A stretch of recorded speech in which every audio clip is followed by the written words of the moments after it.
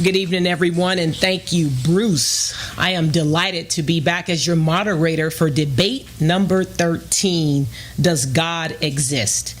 We have had some interesting debates. Some of the previous topics have been free will, human anatomy, evolution, and the fossil evidence. Do prayers work? And last month we had the historicity of Jesus. Well, tonight you're in for a treat as we look at Does God Exist? Now, the format for tonight's debate will be as follows. First, we will have David Wood, who is representing the Christian viewpoint here. A round of applause for David. And then also Heina Dadbhoy, who is representing the atheist viewpoint. So for the benefit of the audience as well as our timer, the format will be as follows, Mr. Timer. Opening statements will be 15 minutes each. Then we will have first rebuttals at 10 minutes each. Second rebuttals, 10 minutes each. And then conclusions at 10 minutes each. So for the clock purposes, and this is for both of our panelists, make certain that for the first segment, the 15 minutes, you give a green light at a green light at 10. And can both of you see the lights? And then let's go with the yellow light at 12 and a half. And then at 15 minutes, go ahead and give them the final light, which means be quiet before Mike back there shuts off your microphone. Is that okay? All right. And then we'll make it easy on you for the 10-minute segments. Just go green at 8, yellow at 9, and then the flashing yellow, which is really a red light, at 10. Is that okay with both of you? Perfect. Are we ready, audience? Yeah. Well, let's learn a little bit about our first panelist. Dr. David Wood is a member of the Society of Christian Philosophers, the Evangelical Philosophical Society, and the Hume Society. A former atheist, David became a Christian after examining the historical evidence for the resurrection of Jesus. He is a contributor to books, Evidence for God, 50 Arguments for Faith from the Bible, History, Philosophy, and Science. Also, Defending the Resurrection and True Reason. In addition, Christian responses to the challenge of atheism. And David has been in more than 40 moderated public debates. And he also runs the website acts17.net. David lives in the Bronx with his wife. Her name is Marie, and he has 4 sons, Lucian, Blaze, Reed, and Pele. All right. And I asked each one of the panelists for a fun fact. A fun fact about Dr. David Wood. He grew up in West Virginia in a trailer park. Please welcome Dr. David Wood. And then also, I'll go ahead and read, since we just have the 2 panelists tonight, let's learn a little bit about Heina Dadbhoy.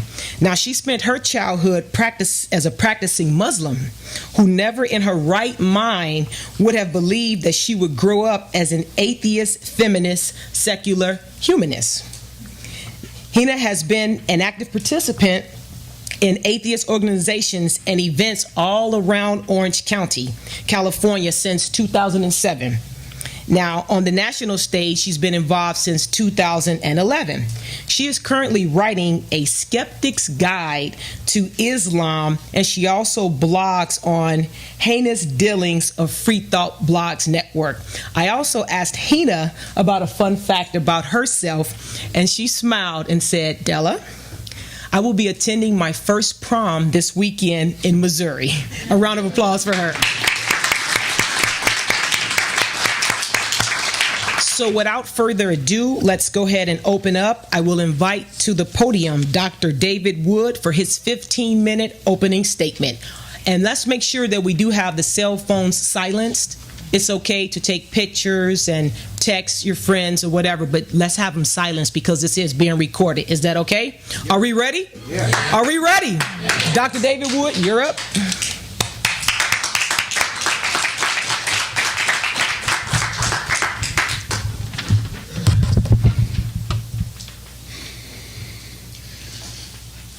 Well, good evening. I'd like to thank Christian Century Toastmasters Club and Backyard Skeptics and Huntington Beach Community Church for arranging this debate. The French writer Joseph Joubert said that it's better to debate a question without settling it than to settle a question without debating it.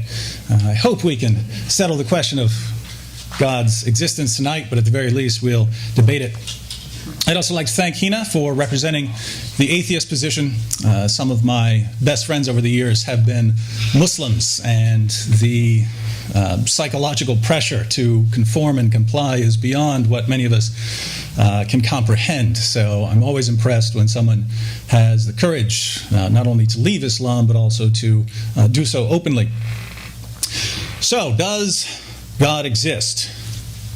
Yes. And I'm afraid there's no way around this, my friends. Of course, on a superficial level, we can kind of look around and say, well, I don't see God, so God doesn't exist. But on a deeper level, everything you see around you depends for its existence on God. Werner Heisenberg, who won the Nobel Prize in Physics for the discovery of quantum mechanics, said that the first drink from the cup of natural science makes one an atheist, but at the bottom of the cup, God is waiting. And it's something I've loved for a long time. If you're convinced that you understand the world without God, keep drinking. Not alcohol, of course, but keep drinking to the bottom of the cup, and we'll see where it goes.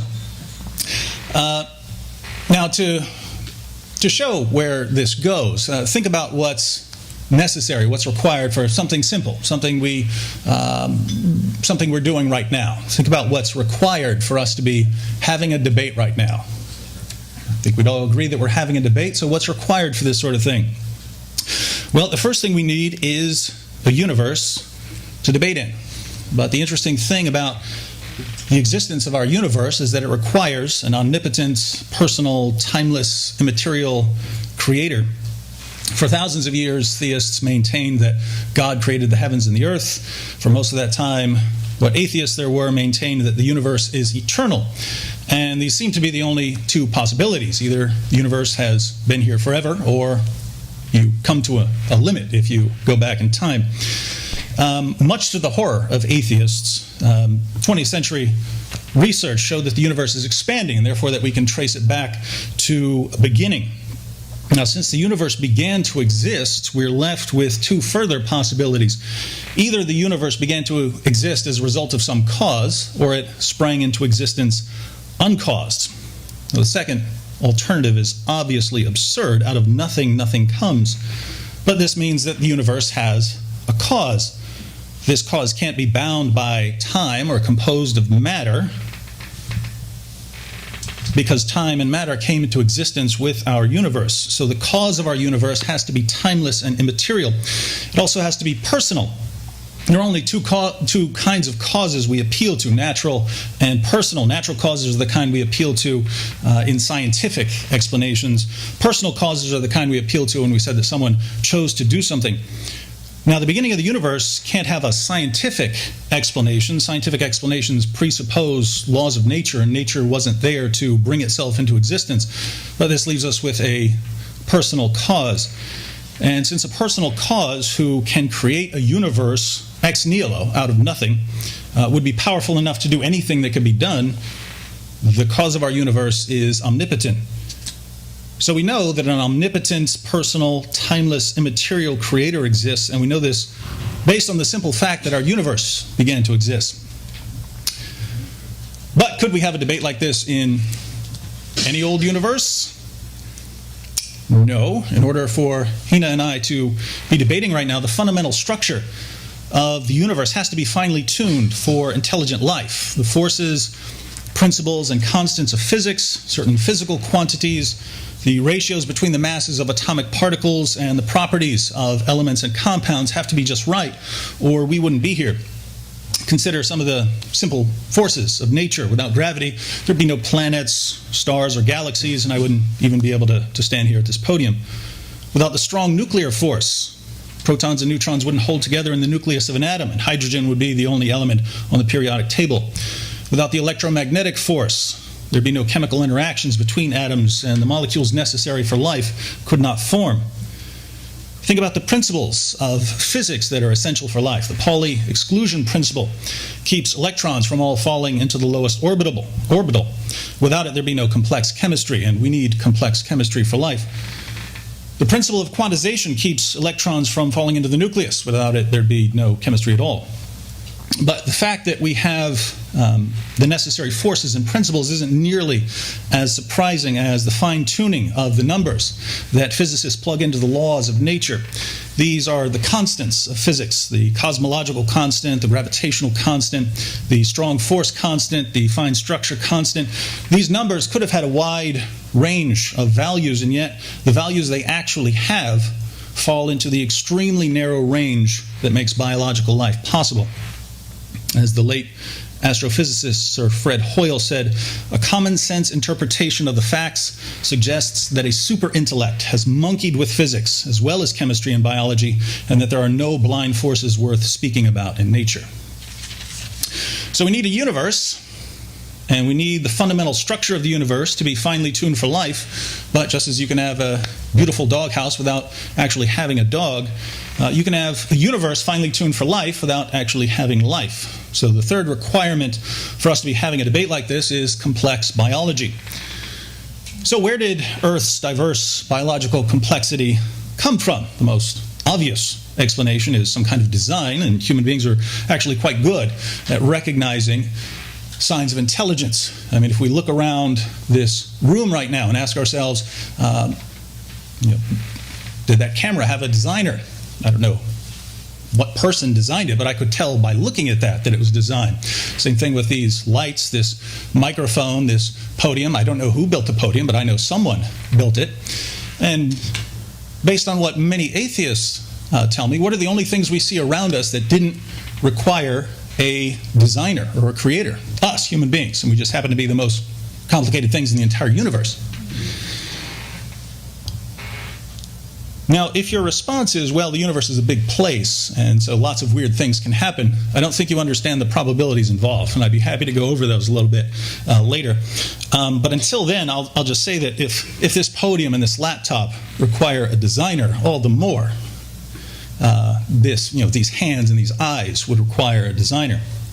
Of course, we need more than just biological complexity to do what we're doing. Cats are biologically complex. They don't debate the existence of God. In order to ponder our place in the universe and to ask difficult questions like this and to desire answers and to find these answers satisfying or unsatisfying, we need human consciousness. And it's important to recognize that human consciousness isn't merely having a large and convoluted brain. Consciousness requires what we would call a soul. My atheist friends insist that awareness, thoughts, emotions, hopes, decisions, and so on are simply physical states in the brain. But what sense does that make? My beliefs are true or false. It doesn't make a lot of sense to say that this pattern of molecules is true and this other pattern of molecules is false. I have thoughts that are about things. It doesn't make sense to say that this pattern of molecules is about something. If a scientist examines my brain, he might learn all kinds of things about my brain that I don't know. But he'll never learn more about my mind than I know. If a scientist wants to know what's in my brain, he can give me a CAT scan. If he wants to know what's in my mind, he needs to start asking me some questions. So even though the mind and the brain are clearly closely linked in human beings, they can't be identical. They can't be the exact same thing. If the physical world were the end of the story, human consciousness would not exist, because the human mind is inexplicable in purely physical terms. Theism, however, is the belief in a God who is immaterial, invisible, rational, creative, and self-aware. Since the human mind is immaterial, invisible, rational, creative, and self-aware, human consciousness fits quite nicely into a theistic framework where God creates not only a world of physical bodies, but also a world of immaterial souls. When it comes to debate, however, we're not interested merely in human consciousness, but with a particular activity of the human mind, the mind's ability to reason. Heina and I are only willing to debate a topic like this because we trust our reasoning ability. We wouldn't waste our time debating if we thought that our cognitive faculties, the processes that produce our beliefs, were unreliable. But atheists have a problem here, because they generally claim that our ability to reason is the product of natural selection acting on random mutation. Natural selection, of course, favors traits that help organisms survive and reproduce. So if human reasoning evolved naturally, it's because it helped humans to survive and reproduce. Would this give us a basis for trusting our reasoning ability when it comes to questions of theology or philosophy? No. At best, our cognitive faculties would be reliable when it comes to finding berries or using a spear against an enemy or doing something to attract a mate. Interestingly, Darwin himself noticed this problem. Towards the end of his life, he said, "With me, the horrid doubt always arises whether the convictions of man's mind, which has been developed from the mind of the lower animals, are of any value or at all trustworthy. Would anyone trust in the convictions of a monkey's mind, if there are any convictions in such a mind?" Compare this with theism. If theism is true, our cognitive faculties aren't simply the product of natural selection acting on random mutation, and they serve a greater purpose than finding food. So our ability to reason about the existence of God makes perfect sense on my worldview, but it doesn't make a lot of sense on atheism. This means that if atheists want us to take their arguments seriously, they'll need to give us an explanation consistent with atheism, which accounts for the reliability of human reason. Until they do, I'll have to regard their claims as incoherent and self-refuting. Finally, as we debate the existence of God, our reasoning is governed by certain logical truths, the law of non-contradiction, the law of excluded middle, various valid argument forms, and so on. When Heina and I present arguments, we're presupposing that there are logical absolutes, rules of reasoning that cannot be violated. If I say God exists and Heina says God doesn't exist, we can't both be right. Because if you say we're both right, you'd be saying that God both exists and doesn't exist, and this would violate the law of non-contradiction. A statement can't be both true and false at the same time in the same sense. But what are logical laws? They're not material objects. You don't learn about them through the senses. You can't see them, hear them, touch them, taste them, or smell them. You'll never find them with a telescope or a microscope. You learn about laws of nature by you learn about laws of nature by making observations and forming generalizations. That's not how you learn about laws of logic. Logical laws are abstract and conceptual. They're concepts. Concepts exist in the mind. The law of non-contradiction was true before there were any human beings. So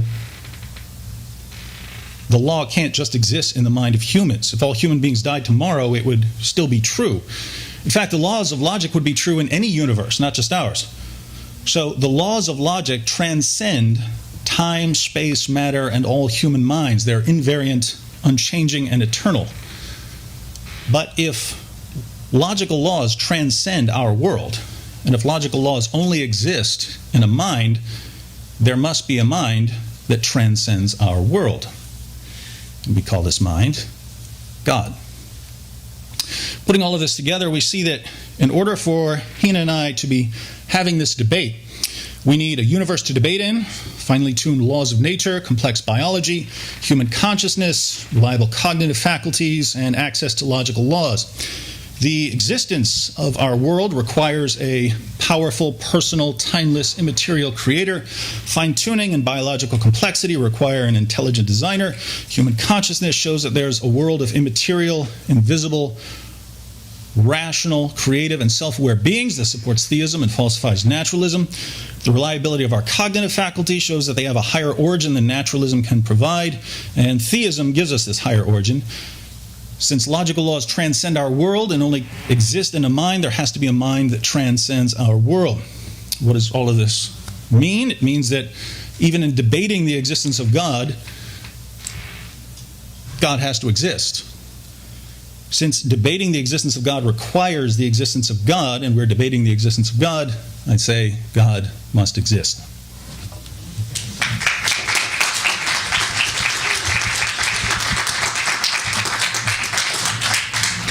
All right. Well, I, like David, would like to thank everyone for being here and for everyone for setting this whole thing up. I will say that we are anomalous among theists and atheists doing debates like this because, as one of my Christian friends says, see, I can have friends from other beliefs too. He says that every atheist, given the percentage we are of the population, must have at least 3 websites to account for the amount of atheism online. But David and I are the exception to that. I only have one, David has 3. Now, I will not tell you that there isn't any way around my argument because I am far more comfortable with uncertainty, I think, than David is. But I will present my evidence, and I won't say what I think that theists or Christians think because I may be wrong. I haven't sat down and examined every single one of your sets of beliefs. But, I will present what I think. The world didn't come about via chance or blind force, and life did not come about by random mutation. There are natural processes that can account for all of these. There is no problem with thinking that there is no God behind it all. If the idea that there can be this mind that controls everything or some creator force behind the universe, why does it have to be a deity? Why do people come to the conclusion that it must be a deity? And we can actually find that explanation in science. If we look at psychology, if we look at sociobiology, if we look at sociology, human beings tend to find patterns where there may or may not be patterns. One example is pareidolia, where we see faces where there may be no faces. So if you look at Mars, everyone sees a face there, or the moon, you see a face there. And religion, in a lot of ways, is just a social version of pareidolia. It's a way of finding patterns out there in the world and saying, there must be something behind it. There must be something reasonable and rational and similar to human thought processes behind it. Although science shows us that's simply not true.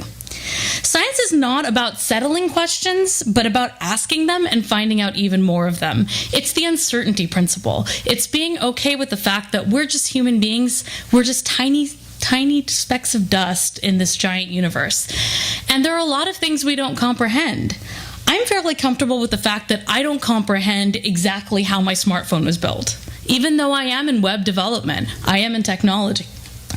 Probably all of us rely on experts for certain things like understanding of geology or astrophysics or biology or even technology, plate tectonics. We rely on experts for these things. Because we do that, we don't automatically assume that these things are magical or mysterious or somehow supernatural or personal. We know that, there are reasonable explanations for this. Just recently, a probe was launched on a comet. How many of us here could do that? How many of us here could be that guy in that tacky shirt? Let's be honest here. Who else could be that guy saying, hey, I did this thing? Probably none of us here could, even those of us who are in the sciences, who are in technology. To go back to the idea that human beings sort of find patterns where there may not be any, for thousands of years, theists have not agreed that there was a God. They have disagreed with each other and waged war on each other over which God is correct. So to look at history and say, oh, well, all of them believed in God and there's just a few atheists clamoring to be heard is sort of fallacious given the brutal and violent history and, let's just say it, current reality of theism. There may have been atheists in the past that, I don't necessarily agree with, who were wrong about the idea that it was an infinite universe, but theists have proven themselves wrong over and over and over again about far more scientific matters than a couple of atheists in the past clamoring about an infinite universe. But again, I won't say what every theist here believes. I won't presume to speak for you. What we see here is a God of the gaps. So it begins with people not understanding the natural processes that drive the world, that have brought the world into existence as we know it, that have caused all the natural phenomena we see around us, from the weather to human reproduction and everything in between. And slowly but surely, the march of science has proven theism wrong over and over and over again about every single issue, and God has suddenly shrunk into smaller and smaller places.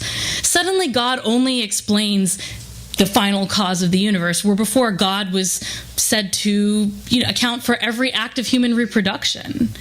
was said to account for every cloud and every leaf falling from a tree. Now we have reasons for that. We understand why that happens. So slowly we're just retreating God into this particular role.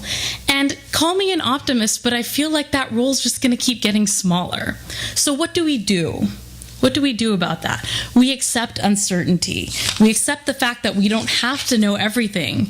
And just because we don't know everything doesn't necessarily mean that ancient explanations account for it. Now let's talk about the idea of reasonable principles existing, no matter whether or not there are human beings to think of them. To me, that's a tree falls in a forest argument. If a tree falls in a forest and no one is there to hear it, does it make a sound? Does it matter?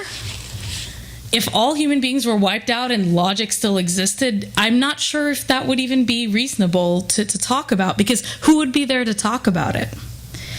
And if we're going to talk about a powerful and rational being, let's talk about what this powerful and rational being is responsible for. It is not a finely tuned universe. The universe is hardly finely tuned, and neither is life. The constants are constantly in flux. If you look at the latest in astrophysics, you'll see that there are all kinds of particles that we don't know about, that we can't see, that we barely have any idea about, that literally blink in and out of existence. So I'm not sure what fine-tuning is being talked about here. If we look at biology, we see even more examples of bad design. I say design in quotes because I don't think it is design. It seems that if there is a creator deity, this deity had a pretty severe lack of foresight. If we look at human reproductive peril, and I say peril for a particular reason, human beings walk upright, even though our originating species did not.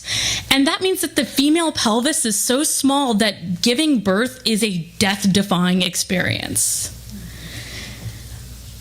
In addition, most pregnancies don't even come to fruition. Most of them spontaneously abort.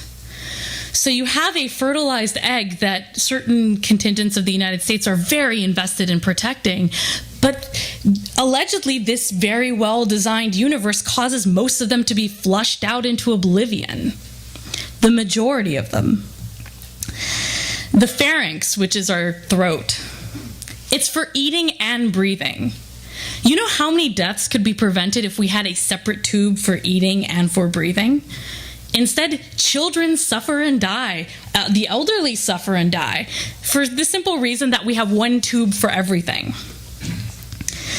Breathing is regulated not by the amount of oxygen that's out around us, but the presence of CO2. So you start choking when you sense the presence of CO2 with sense is the wrong word. But when your body recognizes that there's a presence of CO2, you start asphyxiating. The lack of oxygen does nothing for you. And in fact, that has been suggested as a way to humanely euthanize people or animals. It's by pumping the air full of everything except for CO2 and oxygen. There's a laryngeal nerve in the giraffe. The laryngeal nerve loops all the way down to the bottom or the center of the giraffe and all the way back up, meaning 15 feet of a nerve that could have been attached right here. The most sensitive nerve bundles for pleasure in the human being don't facilitate reproduction. In the human female, they are external, and in the human male, they are internal in a place most people don't want to go. Not knowing doesn't mean that we do know what we think sounds reasonable. I think it is perfectly reasonable for me to say that we are both right on some level. You are right in that you have a particular belief that guides your life and you feel it is real. As long as you don't impose that in my life, I don't necessarily have a problem with it. But I don't have that belief. Consciousness is not a proof of a soul either. Consciousness, or what we call consciousness, can be manipulated, can be gotten rid of, can be stimulated in certain directions. Out-of-body experiences, feelings of going to heaven and meeting one's relatives, that can be induced with certain electrical shocks and chemicals. It's not that difficult. There is no inherent meaning in the chemical symbols in or signals in our brain.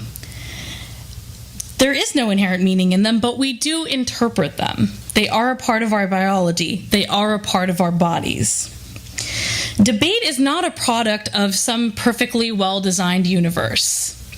Debate is a product of the fact that human history has existed for thousands of years, and that we have recorded history, and that we are standing on the shoulders of giants. And we have the luxuries of living in a well-developed society. Debate didn't happen when we were on a savanna hundreds of thousands of years ago. Debate happens when we have other people to do certain jobs and we're highly specialized. And so I'm able to leave my job, which I do a job that doesn't even produce anything physical, and come here and have a debate.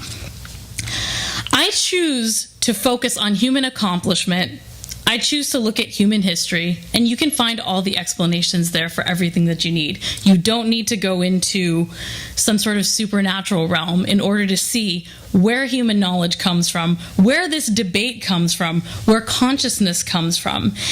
And frankly, the lack of design that is betrayed by a lot of the problems that exist in human and other animal biologies is enough to question this idea that there is a powerful and a rational deity.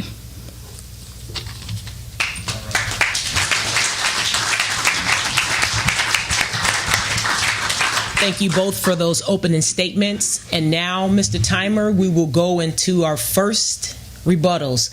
And also, for the benefit of the audience, we will have time for question and answer at the end. So what we'll do, Mr. Timer, 10-minute first rebuttals, 10-minute second rebuttals, and then we'll have 10-minute conclusions. After that, a 5-minute break to set up the camera and mic stand for the audience, and then we'll have a free fall of questions. Is that okay? All right, so now with the first rebuttals, let's invite Dr. David Wood back to the podium.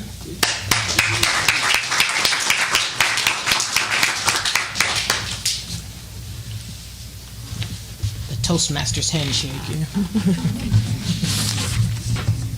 I was a Toastmaster back in the day. That's what she's referring to. Well, thank you, Heina. In my opening statement, I argued that without God, we couldn't even have a debate like this, and I presented 6 requirements for a debate like this on the existence of God. First, I argued that since the universe began to exist, it must have been caused, and that this cause must be an omnipotent, personal, timeless, and immaterial cause. The only response I caught there was that this is a kind of God of the gaps reasoning.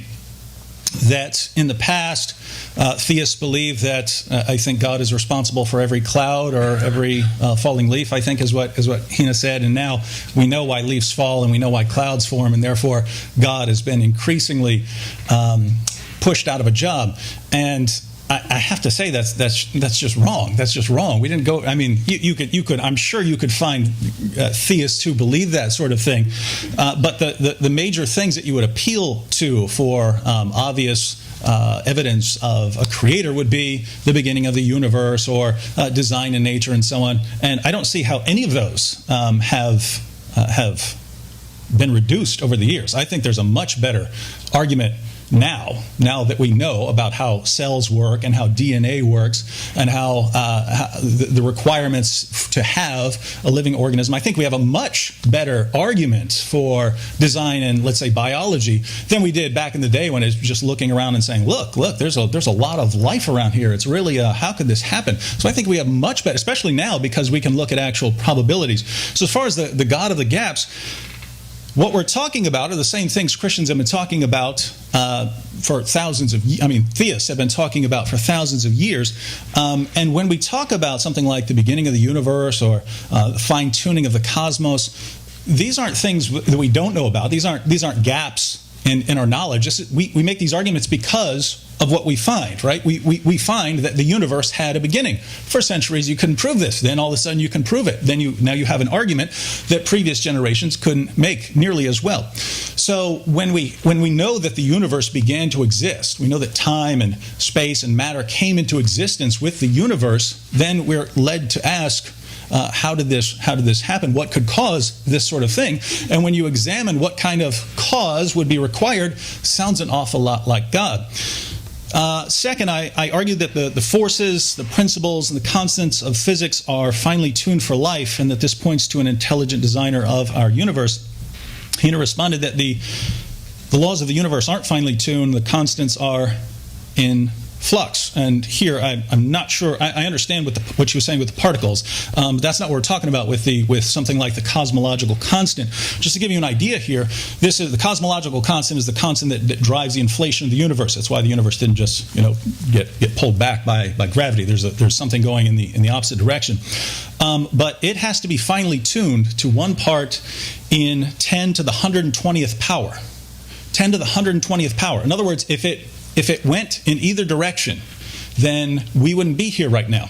Now, just to give you an idea of how unimaginable that number is, there are 10 to the 80th atoms in the entire universe. 10 to the 80th atoms in the universe, and we're talking about 10 to the 120th. If I let you randomly select an atom from the universe and mark it, what would be the chances of me picking the right atom out of all the atoms in the universe? That would be 1 in 10 to the 80th. We're talking about 1 in 10 to the 120th. If that's not finely tuned, and that's just one of them, there are many, if that's not finely tuned, I don't know what is. And if any divergence from these constants would lead to us not being here, if you're going to attribute that to chance, then I don't know how we would have a straightforward discussion. Biological complexity. I argue that complex biology points to an intelligent designer. Heina said that random mutation isn't required. Yeah, it is. Yeah, if you're talking about how you get from a living cell to what we see around us, you definitely need some mutations. Now, you have natural selection acting on those mutations, but on the standard naturalistic model, you definitely need that's what drives evolution. You need the mutations and you need the natural selection. After this, Heina pointed to examples of poorly designed things in nature. So the female pelvis or the pharynx or so on. I don't know anyone who claims optimal design, that everything is as good as it could possibly be. I mean, I don't even know what exactly that would mean. I mean, if you make a tiger, and you make that thing so that it can run 1,000 miles an hour, I hope you are then going to make gazelles run 1,001 miles an hour, or you're not going to have a functioning ecosystem here. And so I don't know anyone who says optimal design, everything is as perfect, but that's not the point. This right here, this is a MacBook Pro. Is it optimally designed? Could it be made better? Of course it can be made better. It can be made better right now. There are several better ones that have come out since I got this. Those other ones could be made better. And any one you have could be made better. Does that rule out design for this? Absolutely not. So I don't see how pointing out that I think could be made better is evidence that nothing is designed. Consciousness. I pointed out that human consciousness cannot be explained in physical terms and that this points to a supernatural world. Heina responded by saying that consciousness can be manipulated. We can do things to manipulate consciousness so it doesn't point to any sort of soul or supernatural world.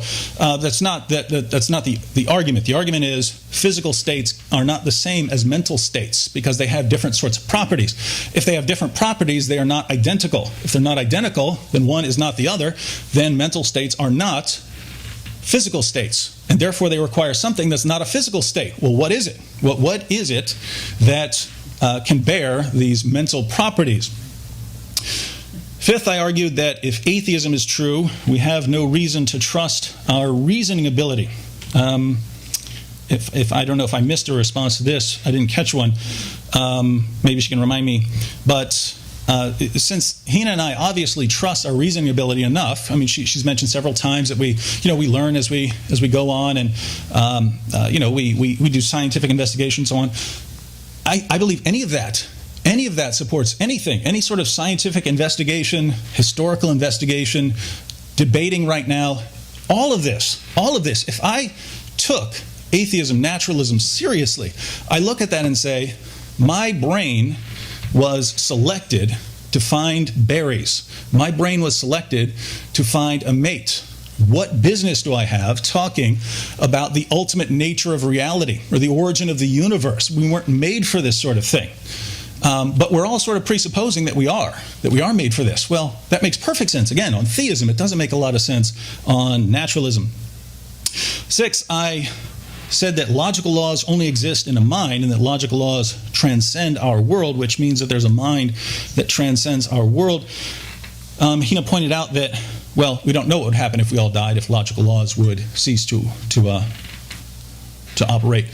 And here, if they're dependent on the human mind, then logical laws are just a description of how we happen to think. And if that's the case, if that's all logical laws are, they're just a description of the way human beings think that would not apply if we didn't do them, then it's just sort of a description of the sort of things that we developed into, and then this is just how we think. The logical laws aren't anything that apply outside of us. They're just a description of how we think. Well, if that's the case, think about it. Again, going back to the argument from reason. If we're just developed, if our mental faculties were selected to help us survive and reproduce, that doesn't give us a lot of reason to trust these laws that we treat as unchanging and just necessary for rational thought. And so if we now throw out logical laws as just descriptions of the way we happen to think, there goes all argument, there goes the debate.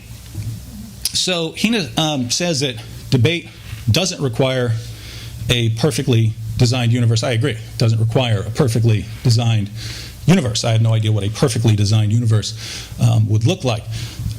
What it does require is a universe, and that points to a cause of the universe. It requires a finely tuned universe, because we wouldn't be here without a finely tuned universe. It requires complex biology, because without that, there'd be no creatures to be doing it.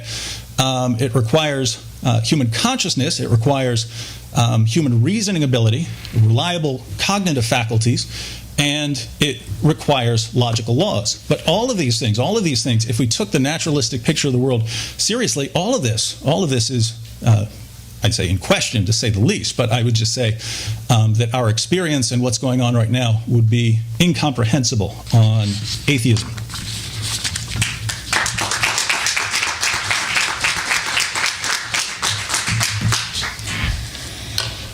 Well, I guess David is starting to speak for other theists as well as atheists in saying that no theist actually thinks that every single thing in the world is caused by a deity.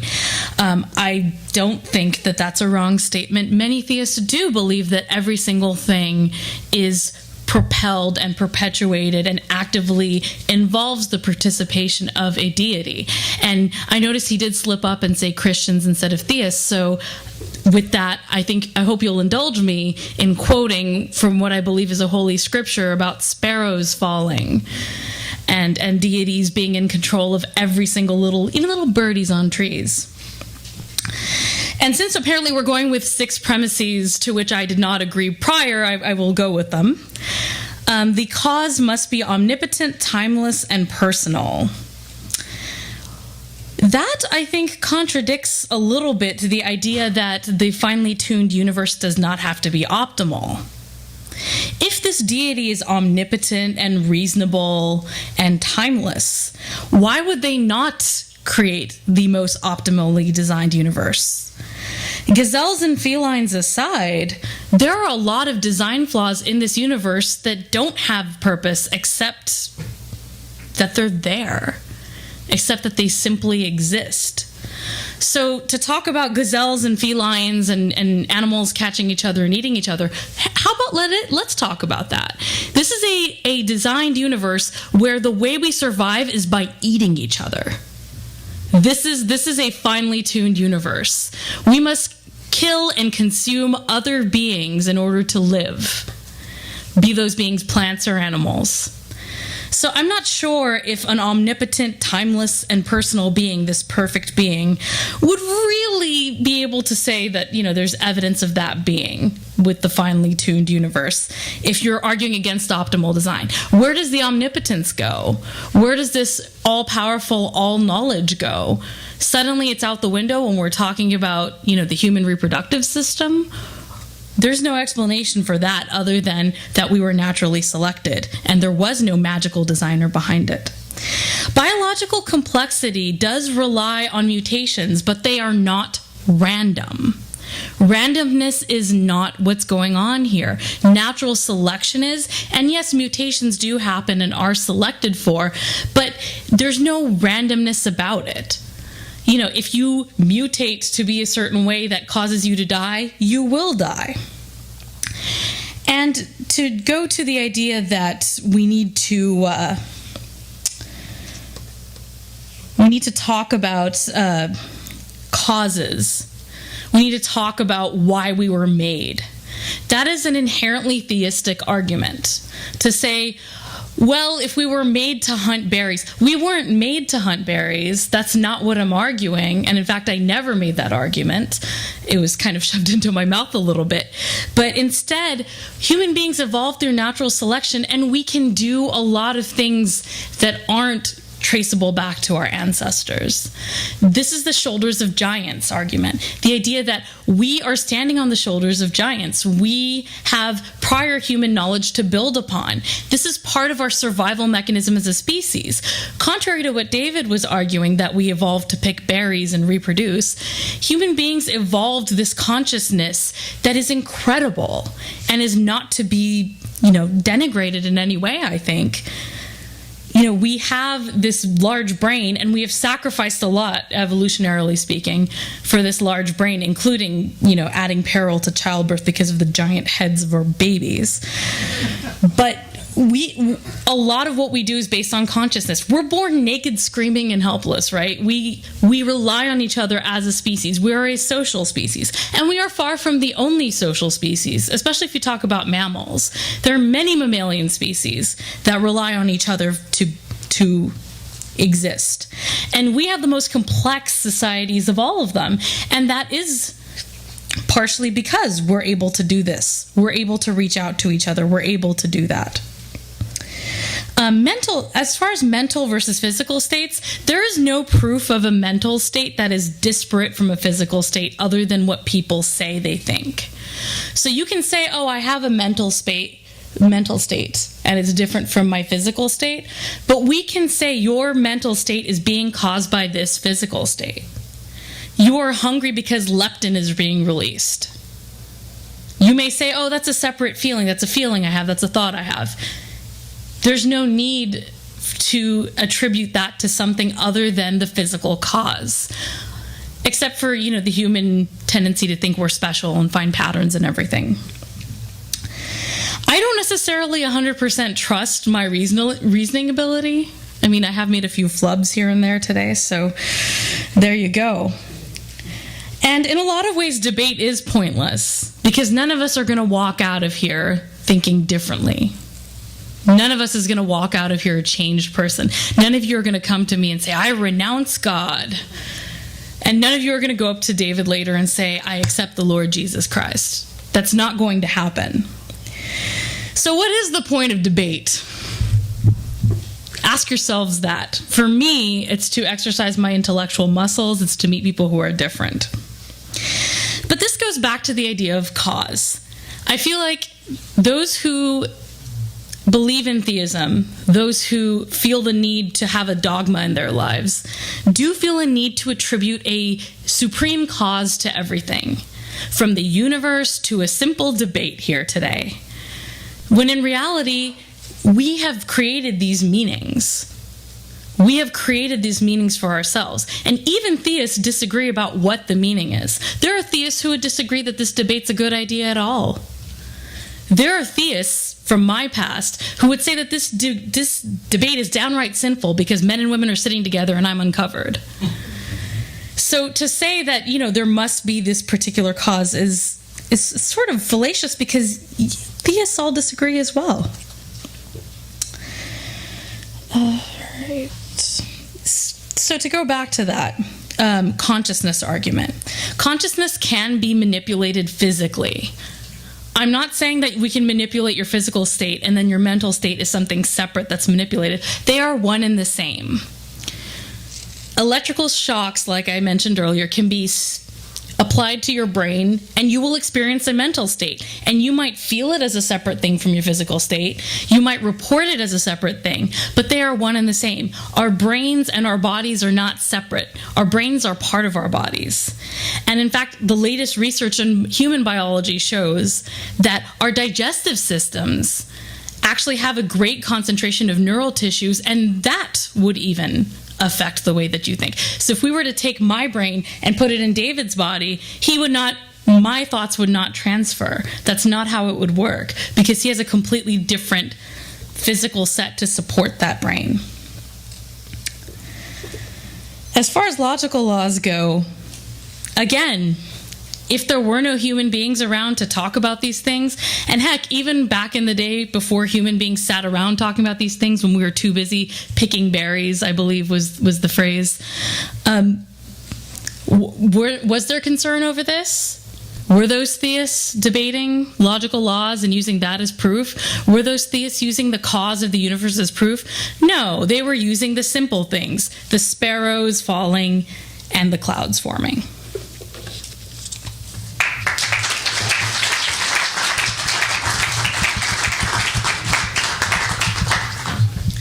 Thank you very much for those first round of rebuttals. And also, if some of your friends missed the debate tonight, let them know it will be streamed in 1 week at backyardskeptics.com. I did receive word that this one is not live right now, but that's okay. You'll have the sneak peek preview and your friends can see it later. And now, Mr. Timer, we will go to our second round of rebuttals. And again, this segment will be 10 minutes. So we will invite Dr. David Wood back to the podium.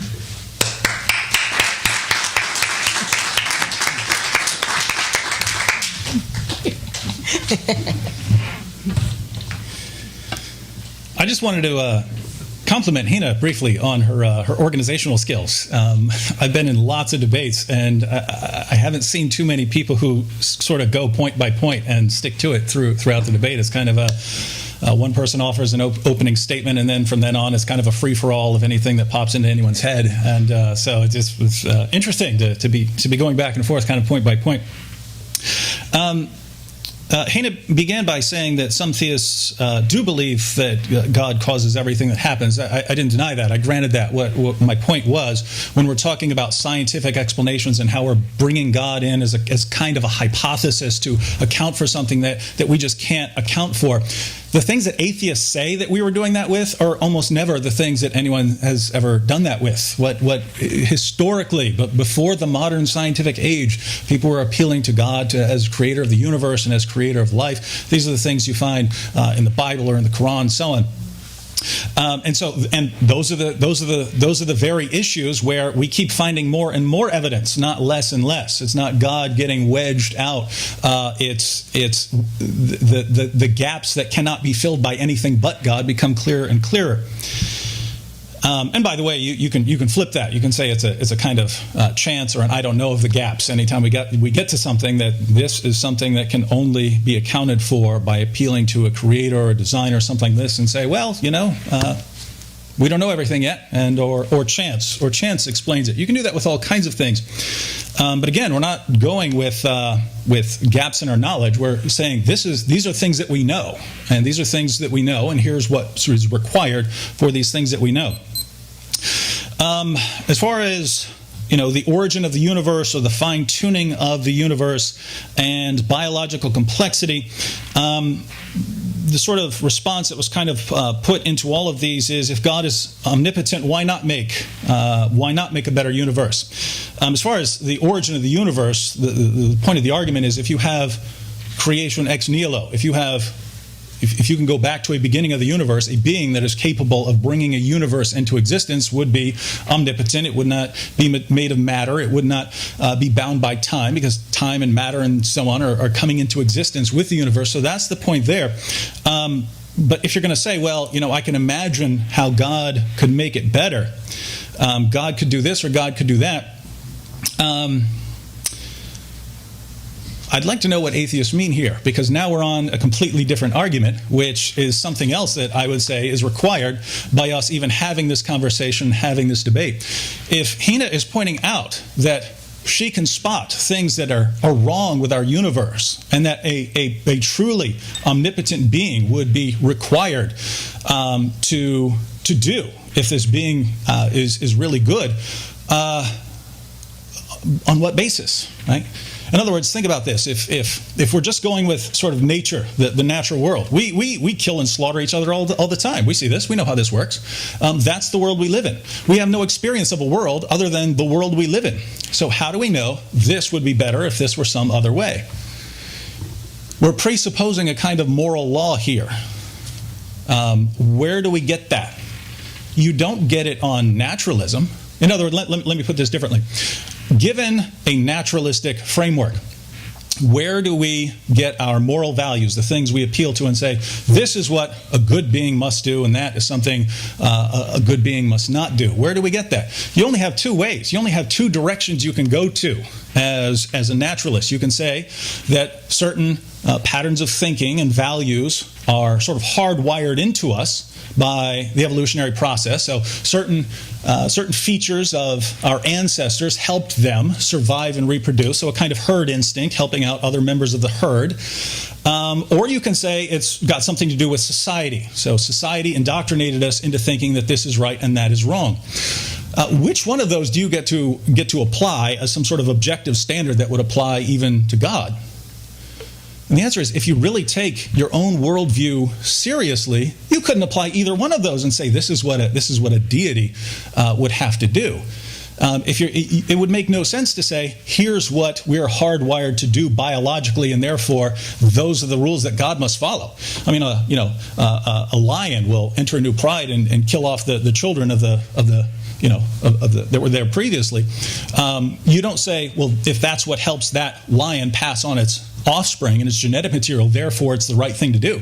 Well, if we developed in the manner that we're told by the naturalistic worldview, what sense would it make? What sense would it make to say, well, here's the way we think, and here's how we do things. This is what we're hardwired to do.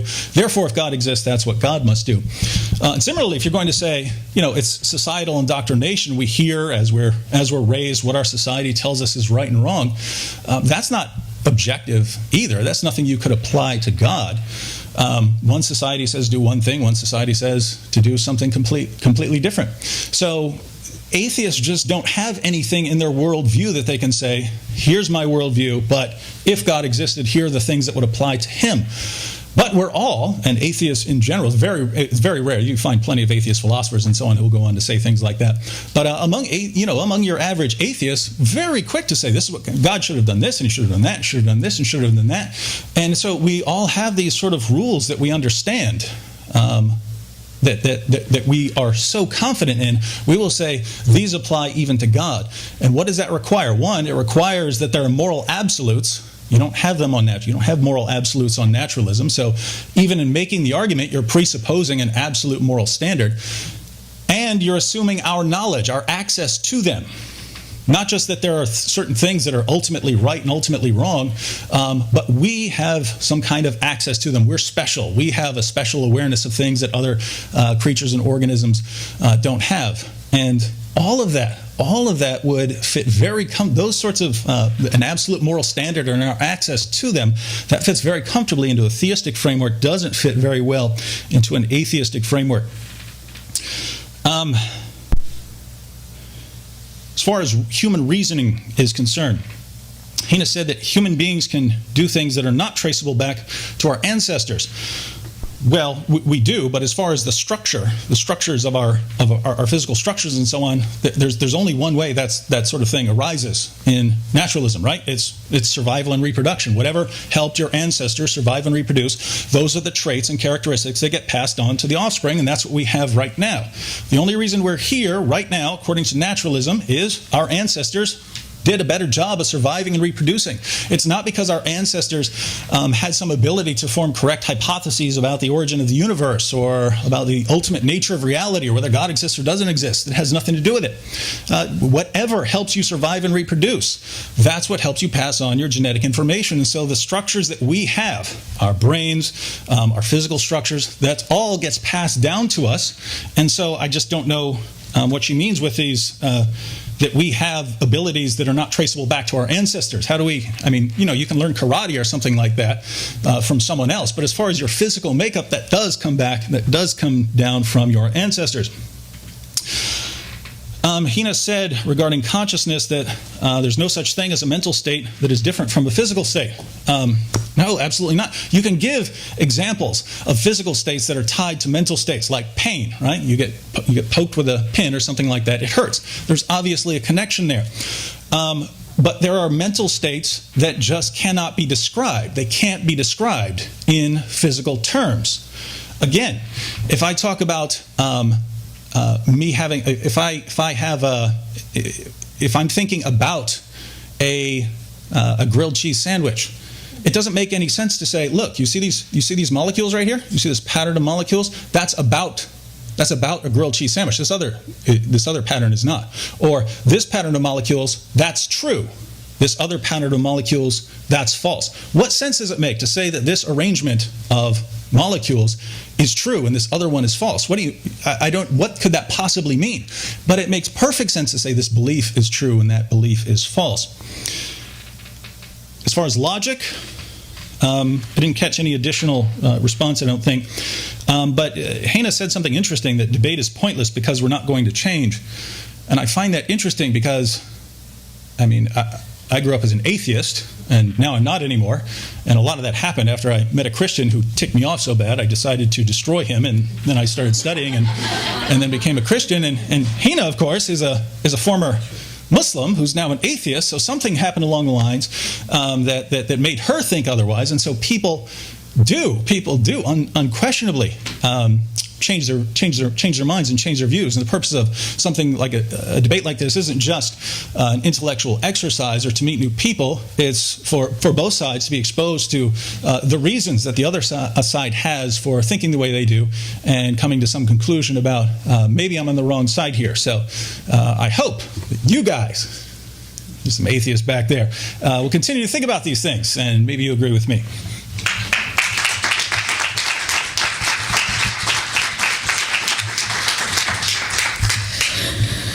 One debate is not going to suddenly flip anybody's mind. A series of thoughts and processes and debates and discussions and information and society and exposure, that's what changes a mind. Maybe in David's case, he went to a single debate and suddenly his brain went, oh no, God, from atheism. But I know that for me personally, it took me years of self-reflection and thought and pondering, being challenged both gently and roughly by the people around me, because being a Muslim in this society is not easy in that way. It's a complex process.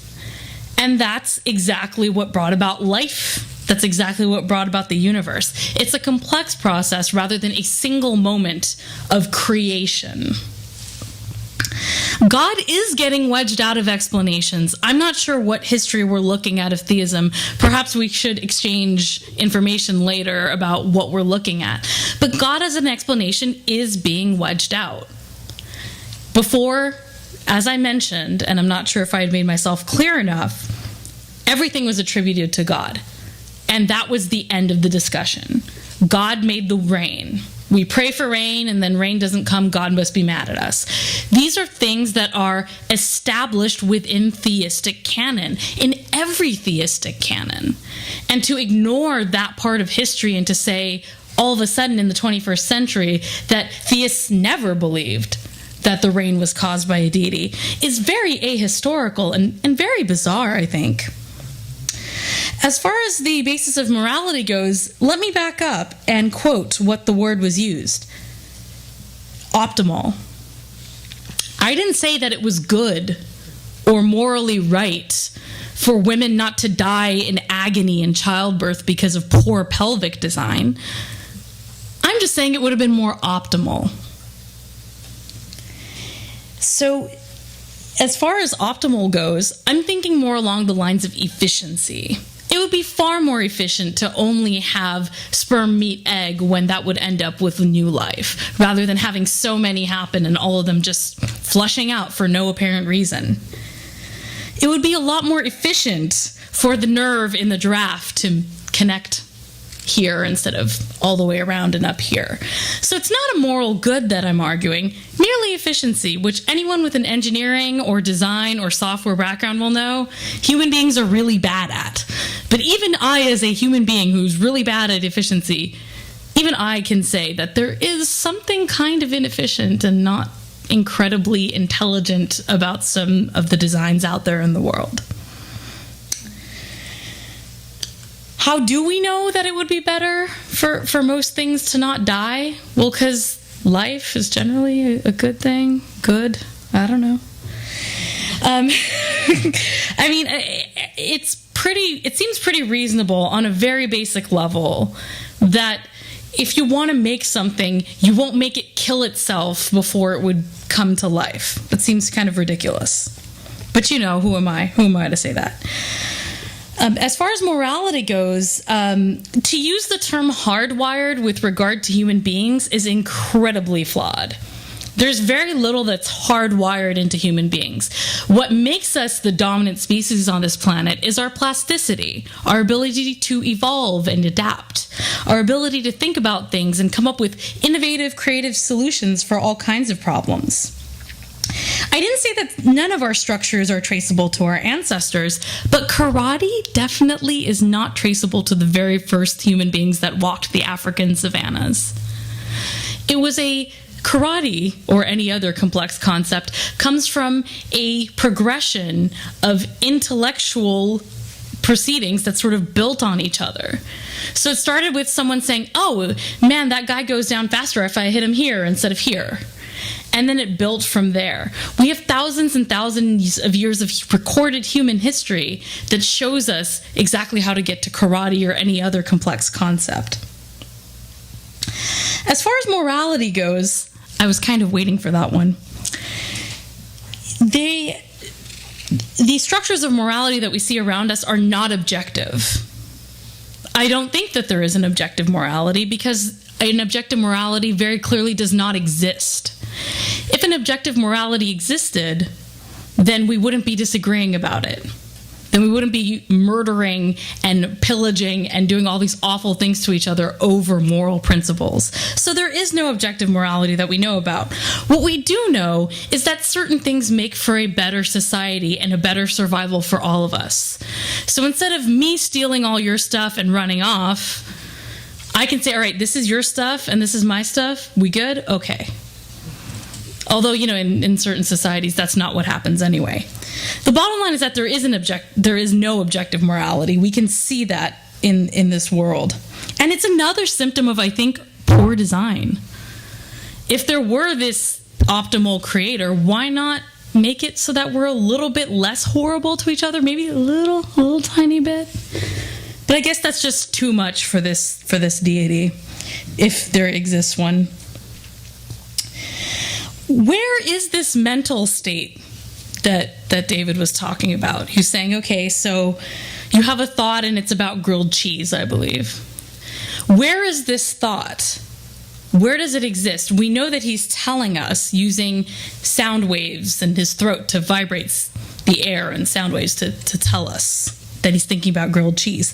But where does this thought exist? This thought does exist on a physical level, on the molecular level. And that molecule in itself definitely does not have a true or false value because people have false thoughts all the time. It's really easy to get people to think false thoughts, ridiculously easy as a matter of fact. But what David did was take this chemical signal in his brain and interpret it to mean grilled cheese. Now, if that same signal were to be placed, let's say if this were possible, in someone else's brain, someone who'd never heard of grilled cheese, they would get absolutely no meaningful information from it that would lead to grilled cheese, but it might lead to square thing with brown edges and yellow stuff peeking out. But the bottom line is that he interpreted this information, but the information does exist. There is a physical, traceable bit of information that he's getting that from. As for the idea that reproduction drives every single thing we do, sure, yes, naturalistically speaking, that's true. But we have very complex mating rituals these days. Very complex indeed. Being well educated enough to sit on a stage, might have been part of what led him to have his 4 fine sons. You know, the fact that he was able to show his intellectual abilities and his health and his prowess in being able to do these things was probably not inconsequential towards his reproductive fitness. Of course, it's a little bit different for women, because if you want to pursue intellectual things, you wait till your womb's dried out and then you hope for the best. But everything in some way does lead to reproduction. You know, what is part of the reason I joined the atheist community in the first place? To meet people. So it's not that there's this direct line between every single thing we do and having babies, but there is something behind everything that we do that does lead towards our species surviving and thriving and hopefully eventually reproducing. But, you know, there is no person on this planet who is at all reasonable who would say, oh, well, I'm a naturalist, and that means everything I do, every single thing I do is so that I can get someone pregnant or get pregnant. That's a very simplistic view of human psychology and biology. So I return again to uncertainty. Despite what has been said tonight, theists did explain everything via their God throughout human history, theists of all religions and pretty much every religion, and that explanation has slowly been retreating. Maybe someday we will have someone who can explain away the final cause of the universe in a way that is not theistic. I don't necessarily say that I have that answer, but I can say that it's highly likely, given the progression of human history, that we are going to get there. And I'd rather be on the right side.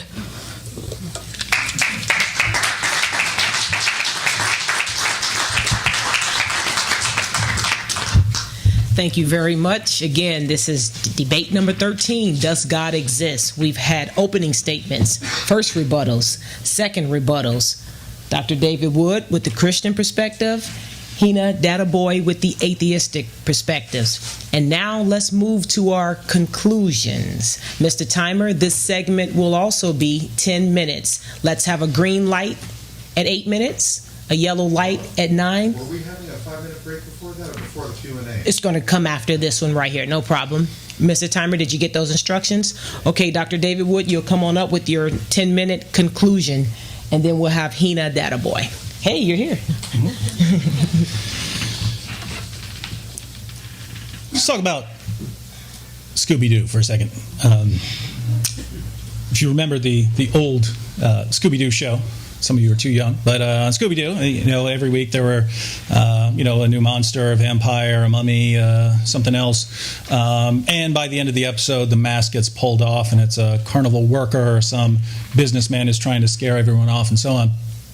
And so there were always natural explanations for what was going on. And then all of a sudden, there's Scooby-Doo on Zombie Island, where it turned out to be real zombies. Don't know if you saw it, but there were actual zombies in this episode. But Fred, the skeptic, just keeps trying to deny that there are zombies. He keeps saying it's a projector, it's just a projector, it's just a projector. And then, you know, he makes physical contact with one. And then you just pull off the mask. And he tries so hard to pull off this zombie's mask that he ends up pulling the zombie's head off. And the zombie is still living. And the zombie picks its head back up and puts it back on. So Fred says, it's animatronics. So now it's, you know, it's someone actually, they're machines. And pretty soon there's zombies coming from every direction. And Daphne says, Fred, are you saying this is all animatronics? She says, you're not a skeptic, you're in denial. And, you know, this is just a cartoon. There's not taking zombies seriously here. But the point is interesting. Fred, you're saying that you're a skeptic here. You're claiming that you're a skeptic. if you're really a skeptic, you shouldn't just be skeptical of supernatural explanations. You should also be skeptical about natural explanations when they really just don't account for what you're trying to account for. And I think that is a valid principle. Anyone can apply their skepticism to something they don't want to believe in and become so skeptical that they don't believe in it. And, you can do this. You could sit down right now and make a list. Here are things I want to believe in, and here are other things I don't want to believe in. For the things I don't want to believe in, I'm going to be so incredibly skeptical that no amount of evidence could ever convince me. And for the things that I want to believe in, I will lower my level of skepticism to the floor so that anything qualifies as clear proof that this thing I want to believe in is true. Anyone can do this. Theists, atheists, whatever. But once we're aware of it, we should try to control it and make sure we're applying a consistent standard. Now, let me go through just a few things here because they kind of sum up a lot of what's been going on.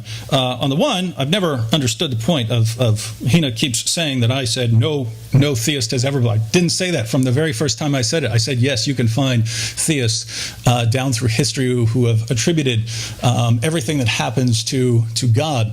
I'm saying that's a different sort of thing than what was brought in where you needed God as an explanation for something.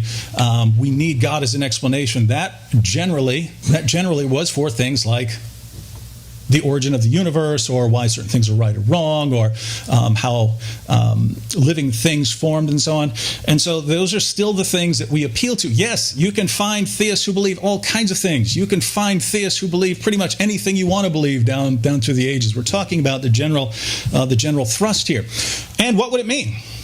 When a scientist believes that he has an explanation, that explanation turns out to be wrong, and later on he comes up with another explanation, does that say, his old explanations are getting pushed out, science is just nonsense now? No, you don't say that. You say, so-and-so was wrong about this, and now he's getting, he's got an argument. In other words, you can't say, this view failed at this point, therefore you can never appeal to that regardless. Again, you can go to the opening chapters of Genesis or anywhere. What are they talking about? They're talking about the origin of the world, life, things like that. Efficiency. Well, this is interesting. Heina argues that the design isn't efficient. And she says, how do we know that something would be better? Because life is good. Life is a good thing. That's exactly my point. That is a moral statement. Now, I'm not saying you don't know this. I'm saying you do know this, but it makes no sense on an atheistic worldview. You have a view according to which we're molecules in motion. We develop by certain processes, and what really governs the process is survival and reproduction. We're all going to die, and why is that bad? Everything that lives is going to die. Why would you say that that's bad, that life is better, that life is good? There's no basis for saying it on your worldview, and yet you would say it. And so we have to ask where that's coming from. And to tie in with this, Heina says that morality is not objective. This is very interesting. She says that certain things just make for a better society. A couple of things here. One, there goes any of the arguments about bad design. Notice all of the arguments on bad design presuppose a kind of moral aspect. The reason you don't complain about this laptop doing not nearly as much as it could if it were designed better, you never use that because no one's suffering as a result of this laptop not being much better or something. So you only really say this is poorly designed if it's leading to some kind of suffering. But if morality is not objective, then how do you say that anything would have to do that? In other words, we have here just a perfect example of this sort of tension, and you find this tension all over the place. Dawkins said it, for instance. So on one page, Dawkins will say that, the universe just is bottom, there's no meaning, and there's no right and wrong. It's just we're machines for propagating DNA. And then we'll go on to condemn all these sorts of things that are wrong about the world, right? And you don't notice the tension, right? And so it seems on one level you notice, hey, certain things are wrong in an objective sense, or right in an objective sense, and then turn around right around when you're challenged, what's the source of that? Oh, I'm not saying there's anything that's objective about this. Well, then you have to drop the argument. You can't appeal to values that God would be required to follow if they're not objective. Heina gave a good example. Well, what I mentioned that about karate. Karate, yes, you can learn things over time, but that's completely consistent with your structures and abilities having been sort of selected by natural selection over time. You have all those abilities. Yes, you can learn all kinds of things, but the things you learn have to be consistent with the sort of thing you are. You can take a bowl of oatmeal and try to make that laptop out of it. It's not going to work. It's not the sort of thing that can become a laptop. You need something with the ability to become a laptop in order to even make it into a laptop. Similarly, you can learn karate. You can learn karate given the abilities that you are selected for. What you can't do is if you have processes, if your cognitive faculties were selected because they helped you find food and helped you find a mate, you can't then say, and they're reliable for telling me about the origin of the universe or the meaning of life or moral values and so on. It just doesn't apply. And yet, again, our atheist friends are kind of having it both ways. Here's how we developed, but we're going to argue like that's not how we developed at all. And, you kind of have to pick one. Heina says, where's the thought that's not physical? But then she went on to say, yes, those molecules do not have a truth value. That's precisely the point. If the molecules do not have a truth value, but your belief has a truth value, there's a problem there. You can't, and it seemed where she was going with this is, this is just my interpretation of this brain state. No, some of my beliefs are actually true and actually false. They are, if they correspond to reality, they are true. If they don't correspond to reality, they are false. But it makes no sense to say, here, let's map out this brain state and map out this other brain state. They're both just these patterns of molecules. This one's true and this one's false. It's not, in other words, it's not the sort of, it makes perfect sense to apply to one and not to the other. The point here is, if two things are identical, if they're the exact same thing, then they have the same properties. They can be described in the same way. Water, H2O, two different terms, but they have the exact same properties. That's how you know they're the same thing.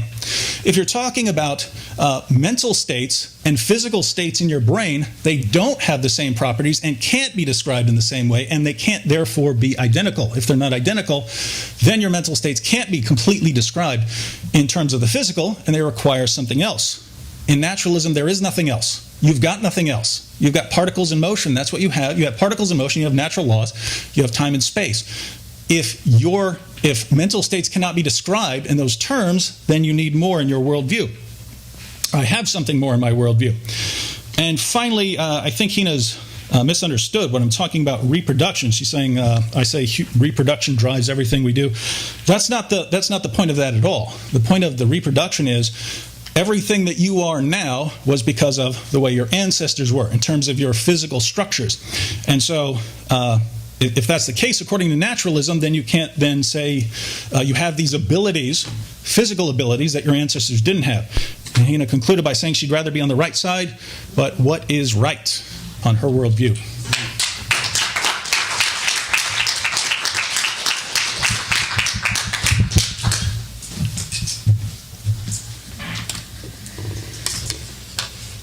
I guess I should have worn an ascot today to embody this Fred that apparently I am from Scooby-Doo. I will be the first to say that I don't necessarily claim to be a skeptic. And I did want to believe in God, believe it or not. I'm standing here today arguing against the existence of God. It's not because I wanted to be here. As my intro stated, I would have never believed I would have ended up being here. I did want to believe in God. I looked for evidence. I sought it out, and I could not find it. So I'm not sitting here doggedly persisting in some belief because I really want to believe it. I spent years searching. I spent years sitting there and trying to figure out what made sense. So I do take a little bit of exception to the claim that I am doggedly anti-deity. Efficiency is the least use of resources to achieve the most result. There's no inherent morality to it. There's no inherent good or bad behind it. I may have misspoken when I used the word good. I didn't even necessarily say that death was bad. And in fact, I don't think a theist has a leg to stand on when they say death is bad, because their deity created death. Their deity designed a world, allegedly optimally or non-optimally, I'm not sure, where death is part of the way that we exist. As far as science goes versus theism, science has a built-in self-correction mechanism called the scientific method, where you take a hypothesis, you test the claims, you figure out your conclusions, you change your conclusions based on the evidence, and so on and so forth. Theism, on the other hand, has built its entire history on saying we are right, we will always be right, and we will never change, despite the fact that we see changes as we speak. We see religions, well, let's say theism, to be more precise. Theists have changed their arguments over time, despite the fact that they claim that it never changes and it's always correct. Science never claims to be dogmatically and completely true forever and ever. That has never been the central claim of science. The central claim of science is that we need to find more evidence. We need to prove ourselves wrong. Scientists love this. This is what they live on. As far as laptop design goes, I'm not really sure if that's relevant, because I don't think that we think that the person who made the laptop was omniscient, with all due respect to the dead Steve Jobs.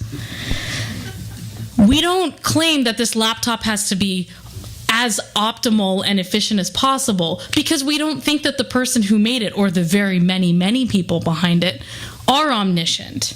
But if you're going to claim that this universe is built by something omniscient, you're going to have to show that there's actually signs of omniscience behind it. And the flaws in the design clearly show that that's not the case. And honestly, if we're going to say that atheists have no basis to say anything's right or wrong, isn't all the right or wrong here created by the same creator that theists claim is behind the universe? So what basis do they have to say the same thing? We can actually have arguments about things that are not objective. We do not have to say, oh, because I don't think that there is an objective morality, which, by the way, reality sort of shows that there is no objective morality. People are constantly arguing about what's moral and what's not. If there were an objective morality, we would see it somewhere. But even within the same religions, the same societies, the same political parties, heck, the same households, you don't see objectivity in morality. It simply is not there. I would like to see where it would be, because I don't see it.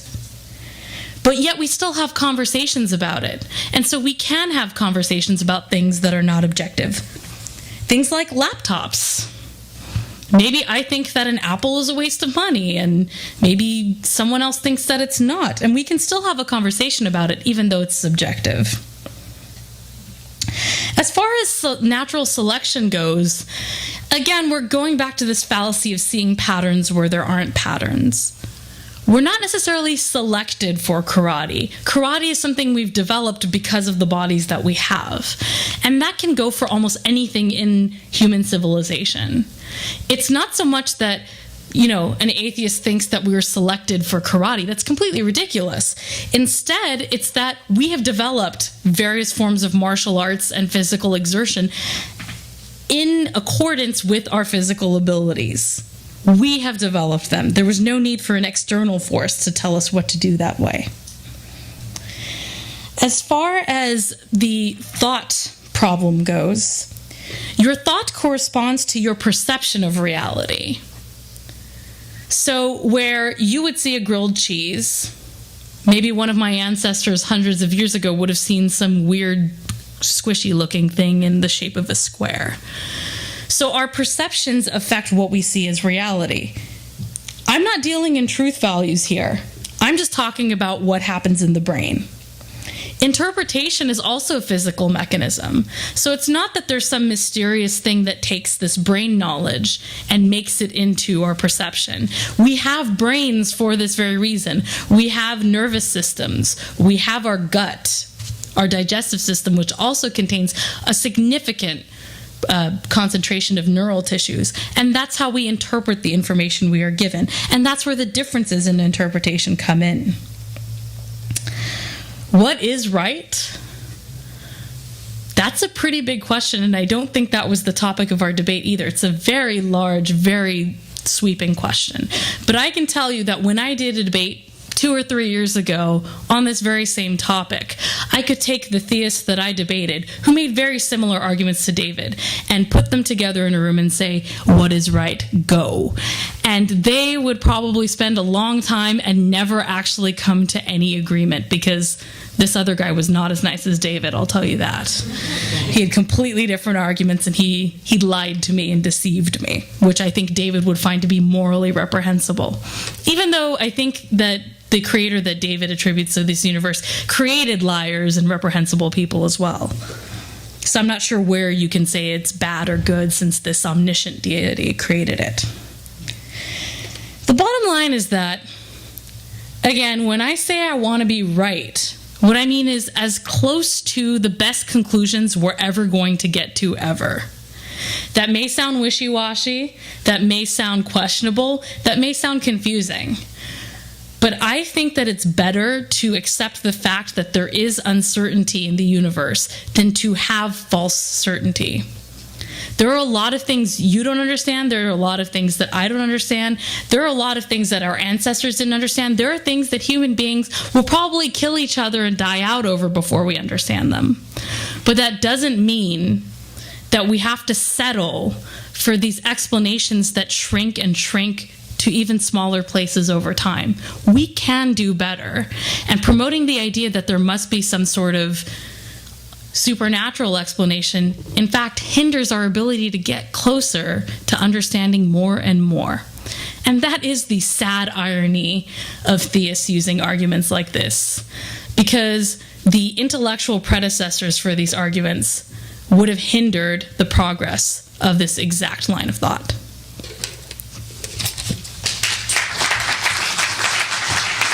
Are we ready to let the games begin?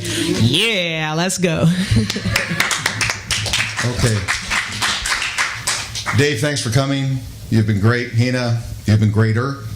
Sorry, I'm a little biased here. Sorry, a little biased. You're presupposing a standard. Right. Yeah. My question is that you mentioned all of your arguments about this personal God and about your God, the Christian God, but I'm thinking, and I'll speak and then I'll ask a question, that you can be a Muslim, you can be a Hindu, you can be a Krishna, you could be a Christian, believe in Krishna, you can believe in Raelians, and all have the same arguments that you're talking about, the theological argument, the fine-tuning, the universe argument, the Kalam argument. All of these things, you could be any other religion and say exactly the same thing. And that makes me think that, well, your argument isn't that great if all the others have exactly the same thing. Doesn't it cast doubt on you speaking a Christian viewpoint that can also be argued from any other religion? Well, our topic is, does God exist? So, yes, a Muslim And could... I have to go to the camera, so just... Go ahead. I'll pretend you're still there. And then... Yes, the topic is, does God exist? And Heina and I were discussing a topic, and, should we talk about Islam? Should we talk about Christianity? We decided we'd talk about kind of a generic theism. So, yes, me personally, I believe God is a Trinity, and that we would know that Christianity is true by Jesus' resurrection from the dead and things like that. But yes, most of what I've said tonight could be, a Jew or a Muslim would be perfectly happy with. And I will just add that actually was what started my path of doubt. I went from a Muslim to a generic theist to a deist to what I am now. So, thank you. And David, you were greater than great. David Akbar. I appreciate David it. Akbar. My question is this. You said that you had an internal, subjective searching, and that is why you left Islam. You started searching within yourself. Can you give any non-subjective, personal reasons why you considered the God of Islam not the true God? And have you done this with the Judeo-Christian God, where it's not just a personal, subjective reason for your objections? I'm not sure if I understand the question. Was there any valid, truthful, objective reasons for rejecting theism? I thought that's what this debate was about. I thought I gave my reasons. They seem to be more personal than... And I believe that the reasons given by David for belief are also quite personal. So to single my arguments out as particularly personal, I think is sort of unfair. But I guess to get to your question, I mean, I can't look around at the universe and say that there's some good God that made all of this. There's no way. You know, and that this God can abide by a different moral standard than the standard that it created for us. And this idea that, you know, people can be punished eternally for reasons that seem rather random and have nothing to do with being good or bad. There are a lot of reasons why. You know, there's no one single reason. But I think it is objectively the one objective thing I can say is that I'm pretty sure that if I weren't raised in a society that taught me to believe in a deity, that I would believe in that deity. So that is the one thing that made me really lose my belief in God, is that if I hadn't been taught that belief, I wouldn't have come up with it myself. Anything to add? Not too many people historically, just by, you know, sitting around thinking, came to the conclusion of atheism. And so that would also seem to be, if you're going to say, well, I wouldn't have come to that conclusion on my own, well, most people historically didn't come to the conclusion of atheism. So I would wonder why you now take the position of atheism when that's a position. Well, because you exist. The theists exist, so an atheist has to exist in order to not believe in that God. I mean, that's why. A couple of quick things. One is, I don't know whether Bruce has announced, but several of us are going out to meet Marie Callender's up the street. Norms. Afterwards. Norms. Sorry, I always screw things up. Okay, at Norms. And so I would really urge for future speakers, I don't want to hear about grilled cheese sandwiches at this point. You know, Them's fighting words where I come from. Okay. Now, one of the other things that bothered me in this entire debate was that no one defined terms. You said there's a God, all right? And people wandered over, well, probably that God is omniscient and omnipotent. We never really got to omnibenevolent because that's really hard to justify. So I would challenge both of you just to spend, 1 minute. What is this God that you believe in or don't believe in? My answer is very simple. I'm sure yours is a little bit longer. God is a supernatural explanation for natural phenomena that have natural explanations, and that's what I reject. So to me, that includes, spirituality and all that stuff too. But I think you have more to say on this. Well, yeah, there's certain things that can't be explained naturally. If you don't have nature, then you can't explain something naturally. So when at the beginning of the universe, when nature comes into existence, you can't explain that naturally, because then you'd be appealing to nature to sort of pull itself up by its own bootstraps. But yes, if we're in a debate, there's only so much we can cover in a debate with a 15-minute opening statement. Right, but if God exists, it seems to me that one would want to define one's term as to what God means to you. Well, yeah, and again, I believe God is a Trinity, that the second person entered creation as Jesus of Nazareth, and all of these things. But if we're talking about just God, we kind of have, and Heina didn't want to get specific on Christianity, so we just debated the existence of God. But given that there's only so much, if you end up with an omnipotent mind that is the ground of logic and morality and so on, if that's not God. I don't know what you mean. I don't know what you mean. It's like saying, well, I mean, keep in mind, no matter how much evidence we give for the existence of God, you could always say, well, maybe slightly different in some way. Well, guess what? If any of those views is correct, naturalism is false and atheism is false. So, it's like we're saying, here are all my reasons for believing in God, and you say, but, you could be off on one of those things and it could be different. Well, regardless, you're wrong. You know what I mean? So it's in other words, here's what you have. For most people, the live options, what William James referred to as the live options, the things that we still consider, on the table as far as worldviews. For most people, it's theism or naturalism, living in the West. So anytime we're discussing, those are the issues that are going to be on the table, some sort of theism or a naturalism. And other things, you can say, well, Zeus, but it's not exactly what we're talking about. So your arguments are equally valid tonight for the existence of Zeus, or I'm saying if we debate the existence of God, and there's enough evidence to show that naturalism is false and that a creator of the universe who's omnipotent and so on, and is the ground of logical, laws and morality. First, you're going to say God exists, and if we're talking about specifics, yes, absolutely. If we're talking about is Christianity true, or something like that, then yes, I would argue for that Christianity is true. So, yes, I believe more than we have discussed tonight. My beliefs are much more specific on a lot of issues than what we've discussed right now. And I will say, to go back to that other question, nothing makes theists agree more than the presence of an atheist. Next question. Okay. I'd like to ask one on each side. Some might say, from the atheist standpoint, that a number of the statements that you've made seem to bear some sort of subjectivity to them. So I'd like to ask you, what's the most objective thing that you could say in favor of your view? I don't see a lot of subjectivity in most of what I've said. When I say that the universe had a beginning, that's not, this is my personal feeling or something like that. It's not what I'm saying. Or when I say that, the cosmological constant is finely tuned to 1 in 10 to the 120th power. That's not something I'm saying. I kind of feel like that's. I don't feel like that. I could say I feel like, wow, this universe is really amazing. I can have that sort of subjective experience.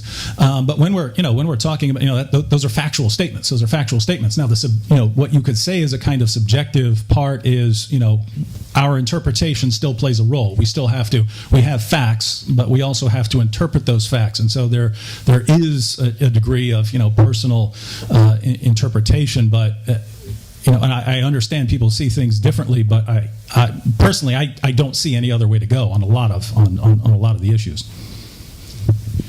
Response to that? A response to that, well, I feel like the interpretation thing is at the heart of what my argument is, essentially, that we're fallible human beings with our fallible interpretations, and one of those interpretations is theism, which you can find evidence for if you're really looking for it, I guess, but I don't think necessarily that the evidence on its own leads to that conclusion. Okay, and now the question on this side. Rather than discussing things having to do with optimality or suboptimality of systems, or whether or not the fall could explain a lot of the things that you were mentioning, let me ask you just one question and a follow-up. Do you believe that information is material? I'm not sure how to answer that question, because information only exists as we materially talk about it, think about it, transmit it, and there's material behind that. Again, I think it's a tree falling in the forest, no one's there to hear it question. I think it's sort of an empty question. Does it exist without us? Without us to think it, would it exist? I mean, if we were to decimate or eliminate the entire human population, what would information even be? Or I should say the living population, because animals also have information that they transmit to each other. So yeah, I guess I just don't see the point in that question. I'm not referring to the means of transmission of the information, but the information itself. It would not exist without us there to talk about it, think about it, transmit it. No, I mean information is quantifiable. You can say, well, we wouldn't know that it's quantifiable if we weren't there. But so DNA. If there were no human beings, DNA is still coded information, right? It's a set of instructions for proteins, for putting together amino acids into proteins.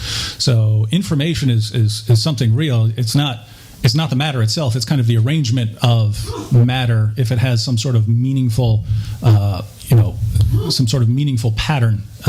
And yeah, again, something like DNA has it's coded information. If all human beings die tomorrow, there's still information on this laptop it's an arrangement. It's an arrangement of matter. There are things that are meaningful to certain perceptions and not meaningful to others. So again, I don't really know why we would bother with information that's just lying there with no one there to interpret it. It's kind of there. From the short lady. Jump. One word at a time. Right? So I apologize. I came in a little late. I missed all of your introduction. I think. Oh, it was awesome. It was so sorry. I thought pride was a sin. I missed the best part. It was the best moment ever. But I did come in, I think, about halfway through yours, and something struck me in something that you said. You were talking about not necessarily needing to know everything about how your computer worked or about the guy that made the thing that landed on Mars. And that we didn't necessarily need to know that. We just needed to be able to use our computer or our smartphone. Do you remember saying that? That I think is a mischaracterization of what I said. Okay. I'm just saying that we don't know. There's no way that all of us can know everything. Okay, and that's true. But somebody does know those things. The guy that made our smartphone knows it. Mm-hmm. And the guy that made the device that landed on Mars knows it. Right. Because somebody designed those things. Right. And who made the universe knows the universe, right? Because I reject the premise that someone made it. But I understand that you reject that premise. But what I'm saying is that the other things that you were talking about have a design to them. Right. And what I don't understand is why everything else in the universe has a design. Everything else that you're talking about has a design. But you reject the premise that the most incredibly designed thing that there is doesn't have a design. So you're starting with the premise that it's incredibly designed, which I spent this entire debate addressing and expressing my reasons for not believing in. If you can't accept those reasons, then I'm afraid we're at an impasse. But the reason I brought up technology was not to say that it's just like the universe and that it's designed, but more to say that there are things that we don't understand and we're comfortable with them. And that just because you don't understand human evolution or astrobiology or astrophysics or any of those things doesn't mean that you have to shoehorn in an explanation that you do understand, which is a deity. So that's the point I was trying to make, not that the universe was designed. And again, I spent this entire debate making my points about that. I don't know if I can rehash them all in the Q&A. No, I'm not asking you to rehash them, but what I'm saying is that we are more designed than a computer. I disagree with that premise. Again, I think a computer has more design than we do? It has human design that we can trace, that we can look at. Human beings evolved through a process of natural selection that I can prove to you with biological evidence.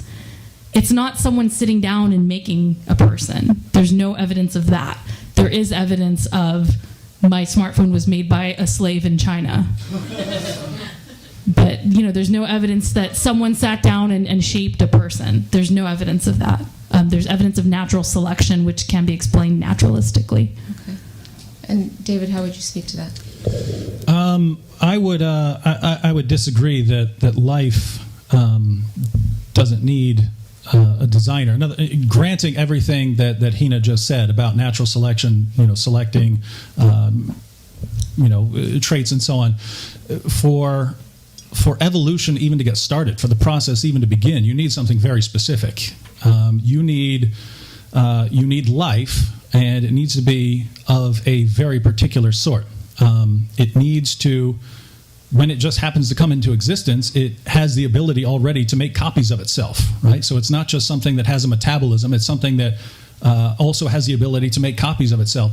They can't be exact copies, or there'd be no variation. There'd be no variation for natural selection to act on, but they can't be extremely different, because if they're extremely different, it wouldn't preserve the beneficial traits. So at the very beginning of the process, you need something very specific. And when you get down into what would be required to have that sort of thing, the simplest known life, the simplest life that we know about is a bacterium in the urinary tract, and it has about 400 medium length. If you're on average, about 400 medium length proteins, and given the amount of time that you've had in the universe. So you can actually calculate the number of possible interactions since the beginning of the universe. You can say, here's the number of seconds since the beginning of the universe, here are the number of particles in the universe, and here is the fastest rate of interactions of particles. So you set the speed of light as a limit to how fast things can move. Total number of particles, total number of seconds since the beginning of the universe, and you don't get anywhere near the time required to produce one protein by chance, not one. And so the idea that you could get enough to create an entire living organism all in the same place at the same time, and then it gets bound together and then goes on, I would say this isn't just, there's no reason to think that there's a designer required here, because that most basic living organism is like a little city, and I would agree with you that it's much more shocking than a laptop. David, that's why we need the multiverse theory. But I love multiverse theory, because anytime someone goes multiverse, well, I get to do that too, right? So anytime if we're talking about optimal design, or I don't like the way that's designed, maybe God designed an infinite array of universes, and ours is just one, and he selected that way of doing ours, and selected. God, what a sadist! What a sadist to do that. Jeez. But I have to point out that nobody is claiming that life just emerged. There were you talked about the urinary tract organism. That's not the simplest form of life we know about. There are evidence for even more simpler forms of life. What? There were prototypes to that, which were essentially just strands of DNA. Like, I'm not a biologist, so I'm not going to necessarily say I know everything about this. I'm comfortable with uncertainty and not knowing everything.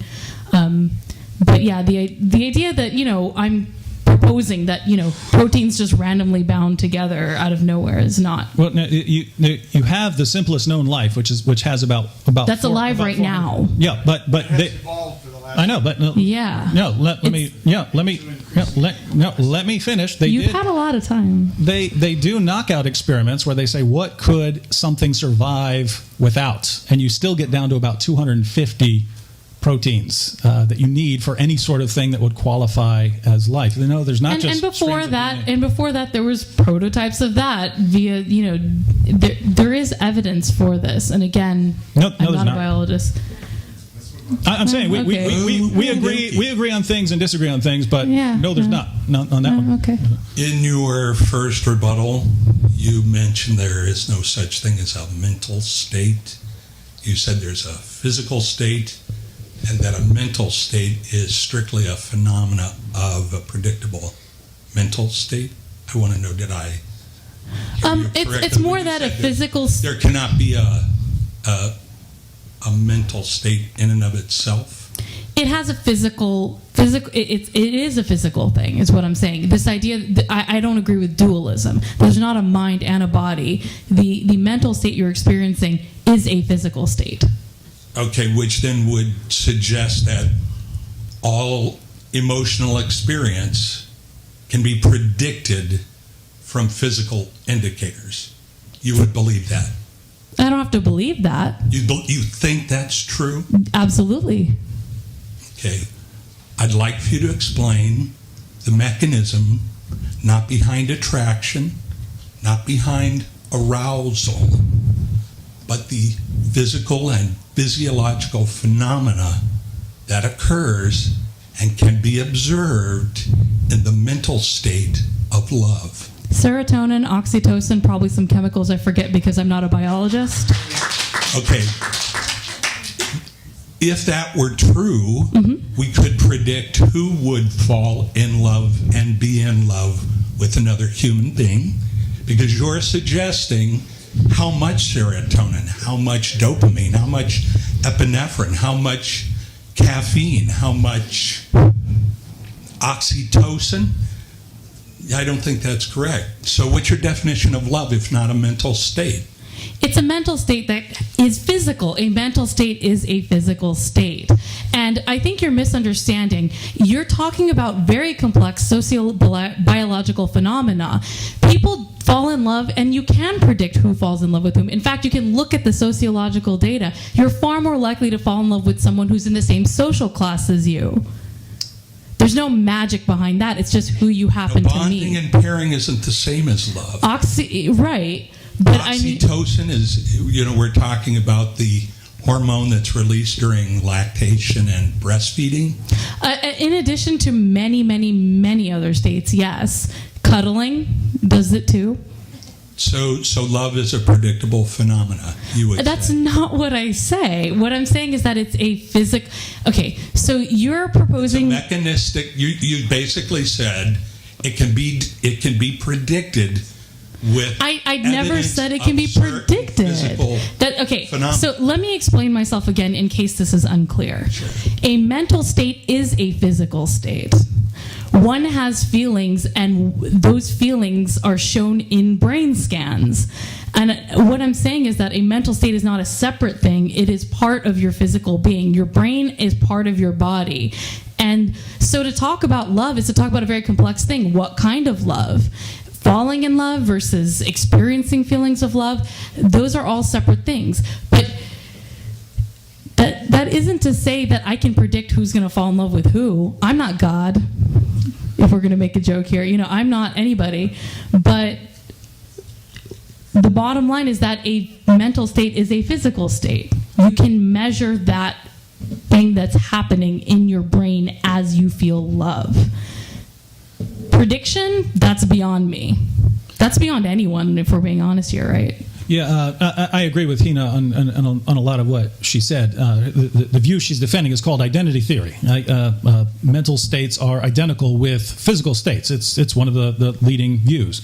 And not being able to predict something we can't exactly predict the weather, all kinds of things. That doesn't mean that things don't have a physical basis. So the real question is, once you have, because we know among the things we know that there is obviously a close relationship between physical states and mental states with things like pain. You can actually do brain scans and so on.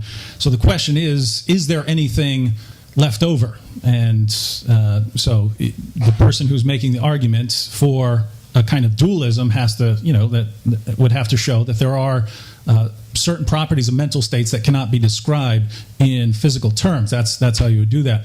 But as far as something like love goes, maybe I tell my wife tonight I serotonin and dopamine her very, very much. Hey, thanks. I'm glad to be a guest here tonight, and I wanted to thank all the hosting different people. It's my first time at one of these debates, so I didn't really know what to expect. So I don't want to be critical. But I know I'm ugly. Okay, say it. Okay, you don't have to. First of all, let me say that I'm definitely a skeptic, but I'm also definitely a Christian. And I think those two things aren't incompatible. I don't know how other people feel about that, but that's okay. I was going to say, just constructively, and boy, well, first of all, I really liked hearing both of you, and I feel like I could spend time eating and talking with you guys individually for hours about various things. I don't know everything there is to know, and I don't. I feel like I'd like to, though. I'd like to understand all the processes and how laptops work and whatnot. A constructive thing, in future debates, I would think that maybe it'd be good to have sources ready to cite, because people like to hear, why something is authoritative, or what research has been done. Point to an article. Your question, please. I'm sorry. My question is this: it seems that because I had a lot of other questions too, but anyway, you're both starting with the presupposition. It seems that the point of life is efficiency, survival, not death.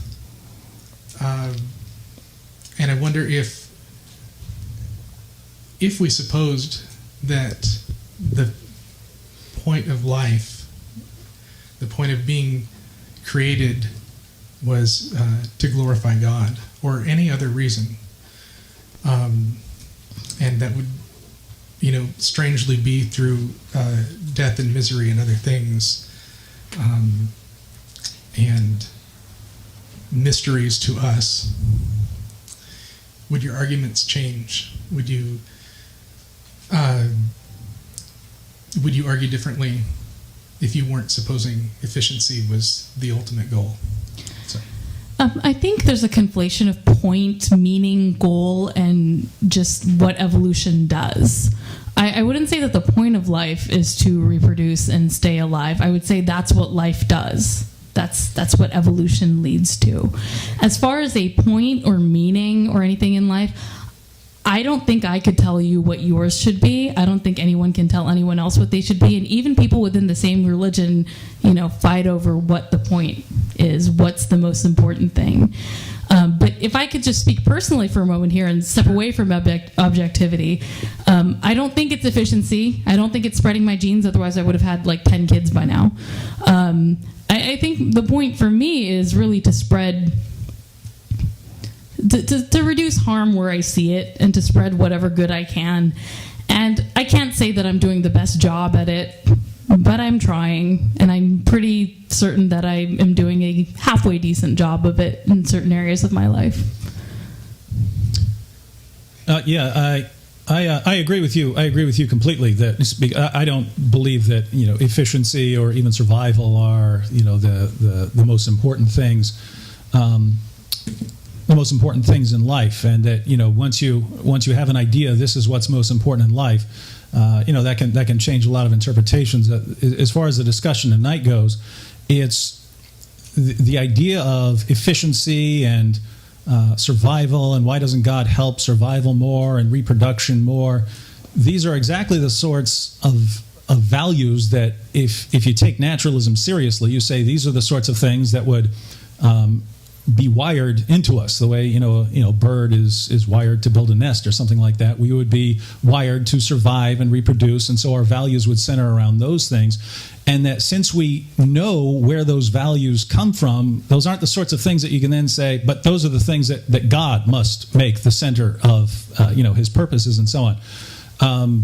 But that's what atheists generally tend to do. It's here's what's important to us, which if we follow our beliefs through to the logical conclusion, these are just the things that, according to our worldview, we would, expect to make central, and then applying them to God as if they're objective.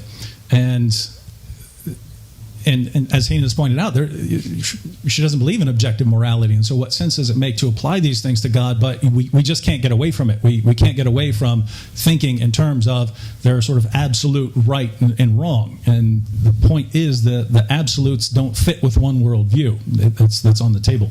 Well, I mean, y'all are the ones who call God good. I mean, you're proposing relativism by saying one morality applies to God and one applies to people. So I would say that that's the case there, too. No, if we defined good in terms of, and I've never met a Christian who defines good in terms of maximizing our pleasure and comfort and minimizing our pain and struggle. I've never met a person a Christian or theist in general, who defines God that way. So it's we say God is good, yes, and we're thinking in terms of holiness So and good's things a like completely that. meaningless term then. No, it's not a hedonistic term. It's not. It's no coincidence that the first example of an argument from evil that we have on record was Epicurus, who's the father of a kind of hedonism. Once you take pleasure as the highest good, or anything that's associated with it, then of course you're going to run into all sorts of problems if that's how you're defining good and then saying God is good. I never posited pleasure as the highest. No, I'm not. I'm talking.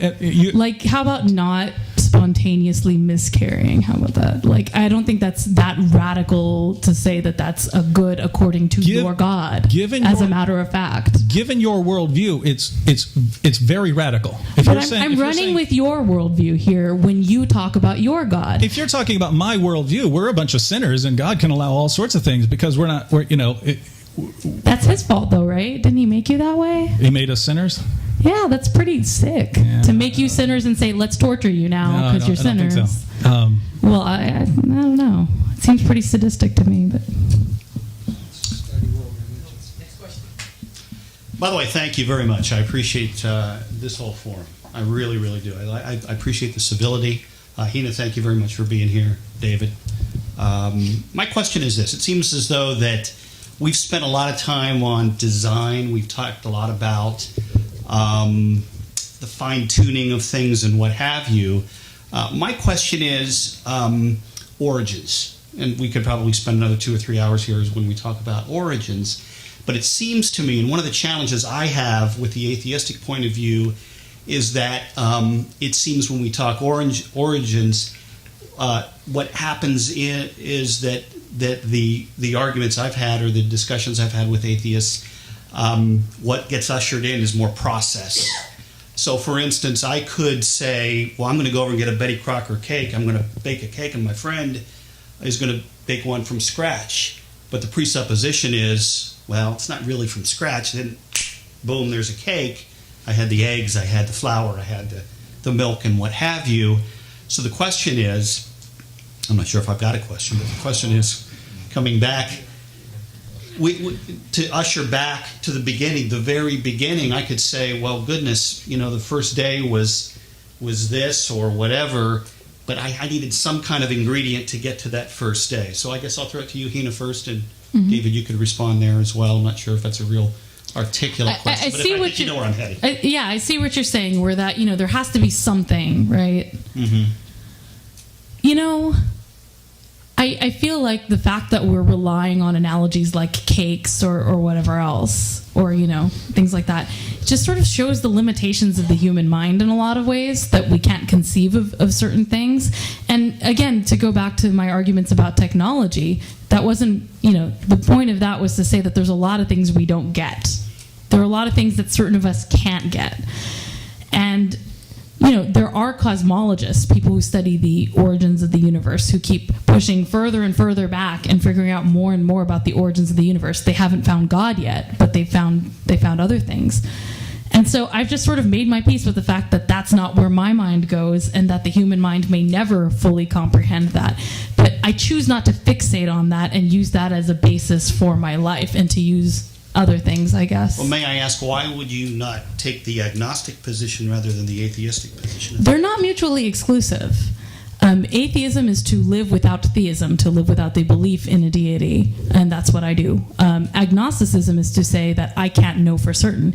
I'm an agnostic atheist. I say I'm an atheist so that people don't think I'm open to them preaching at me randomly. Because for some reason people think agnostic means preach to me, and I'm often not in the mood. I have other things to do. Yeah, I'm not sure I got your point exactly. Yeah, I'm but not sure I articulated it well, okay. So that's okay. So I'll go with what I got here. Fair enough. Fair enough. But yeah, I've never understood the sort of response that's okay. Here's something. So just use the laptop as an example again. If I want to understand how this laptop came to be, well, I just understand. It requires a cause. It requires a designing intelligence. I understand those that it's goal directed, that there's a purpose towards it.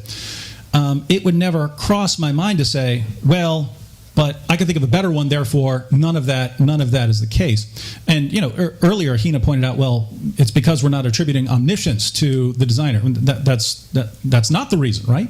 Could Apple design a better one? Yes. Could they design one that's 10 times better? Absolutely. Well, why don't they?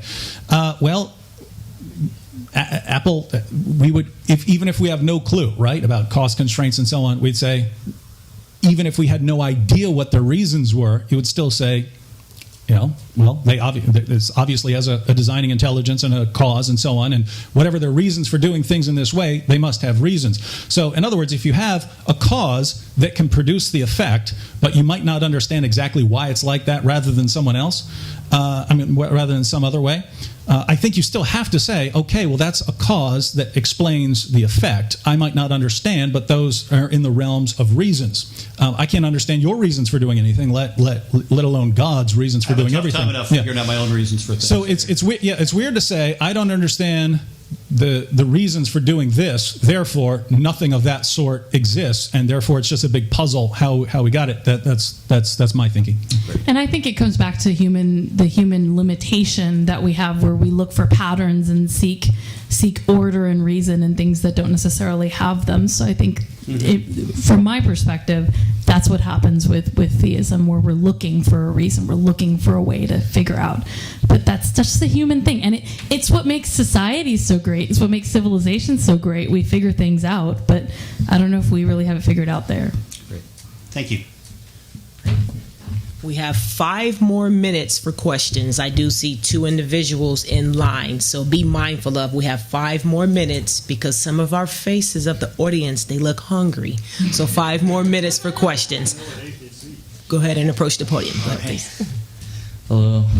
My question is for David. David, I just noticed that you didn't say anything biblical from the Bible. Is there a reason for that debate? Because aren't we supposed to witness also to people that don't know the Bible? Like when she was asking about the sinful thing, we all fall short of the glory of God. That's what the answer would be. I take issue with that, because as a Muslim, I heavily studied your Bible, so I am aware. Bible? Huh? You read the whole Bible? Not the entire thing. You haven't read the whole Quran either, or the entire Vedas, or all the Buddhist scriptures that exist, or all the Hindu scriptures that exist.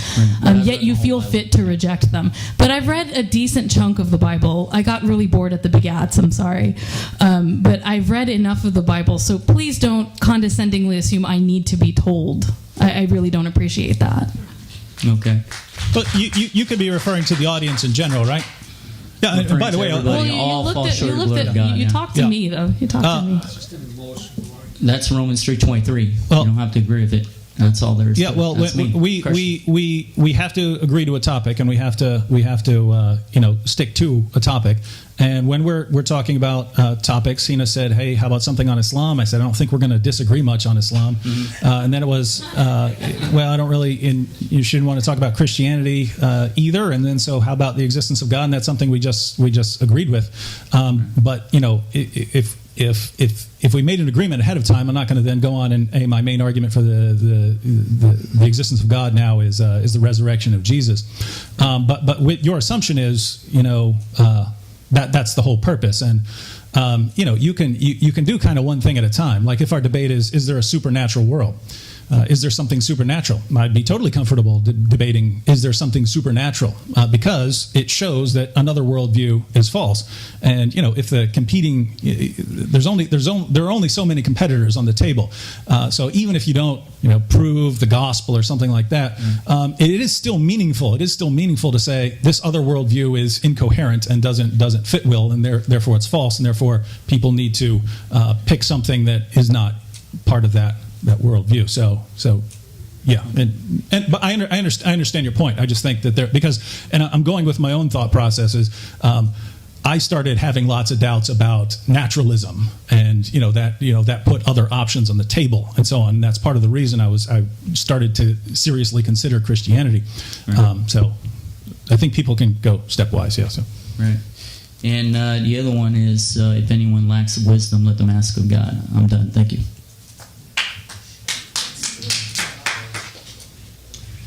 Yes, well, I want to thank both of you for the man in black for coming. I never trust anybody wearing black. By the way, just really want to thank you for being here. That table there, all of those are free if anybody wants to take something on Common Core. And I think it's been a great evening. You guys have done a wonderful job. So I just want to say thanks for coming. All right.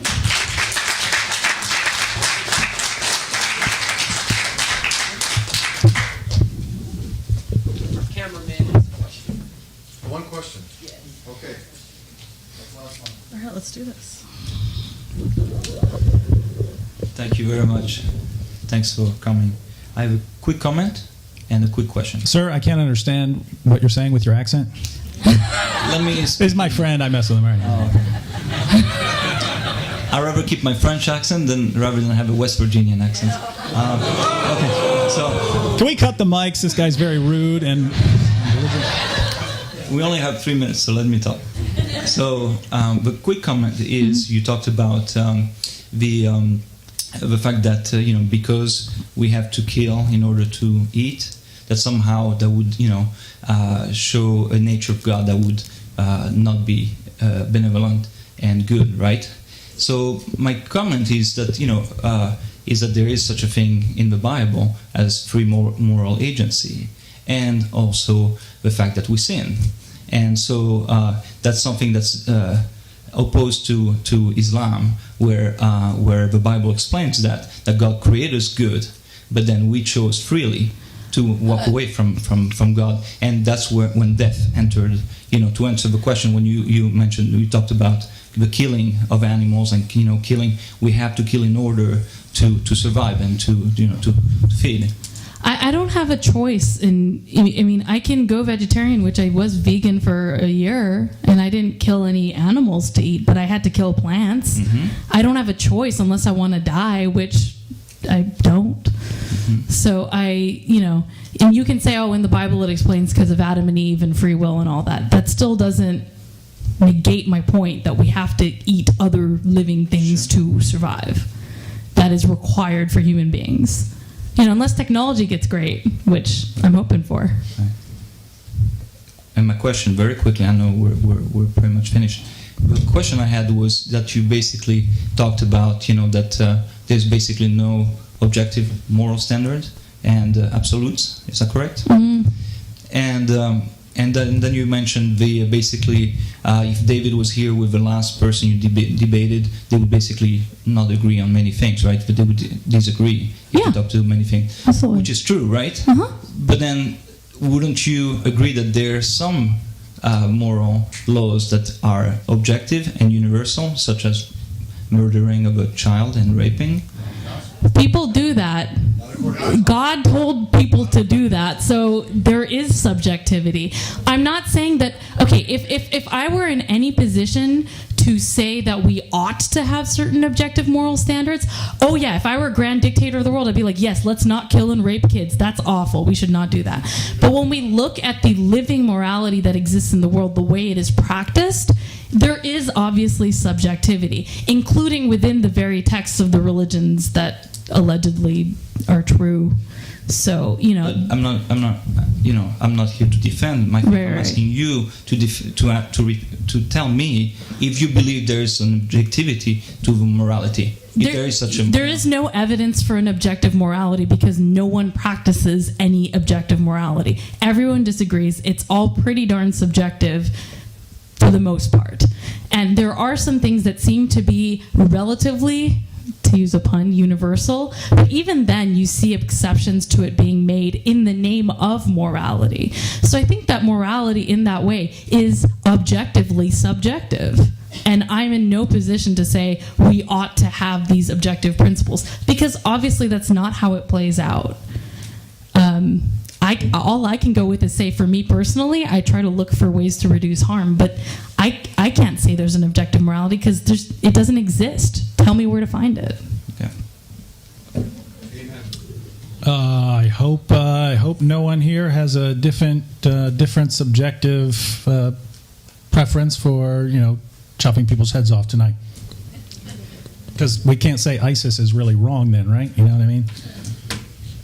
Oh, come on. I'm the one they would go for first. You're going to play this game. No. I am higher up on their list. Oh, I guarantee I'm an you I am apostate. higher up on their list. No. Apostates die before the infidels. I criticize Muhammad on a daily basis. And I left Islam. Islamically speaking, you have a chance of heaven. I don't. I actually am supposed to have been killed 8 years ago, 3 years after I first renounced my faith. No. I commit shirk. That's the unforgivable sin. But mine is more unforgivable. Apostasy is more forgivable. Listen. If I were Muslim, I would behead you both. and you know what? And you would be morally wrong. Wow. Thank you very much. Another round of applause for our panelists here.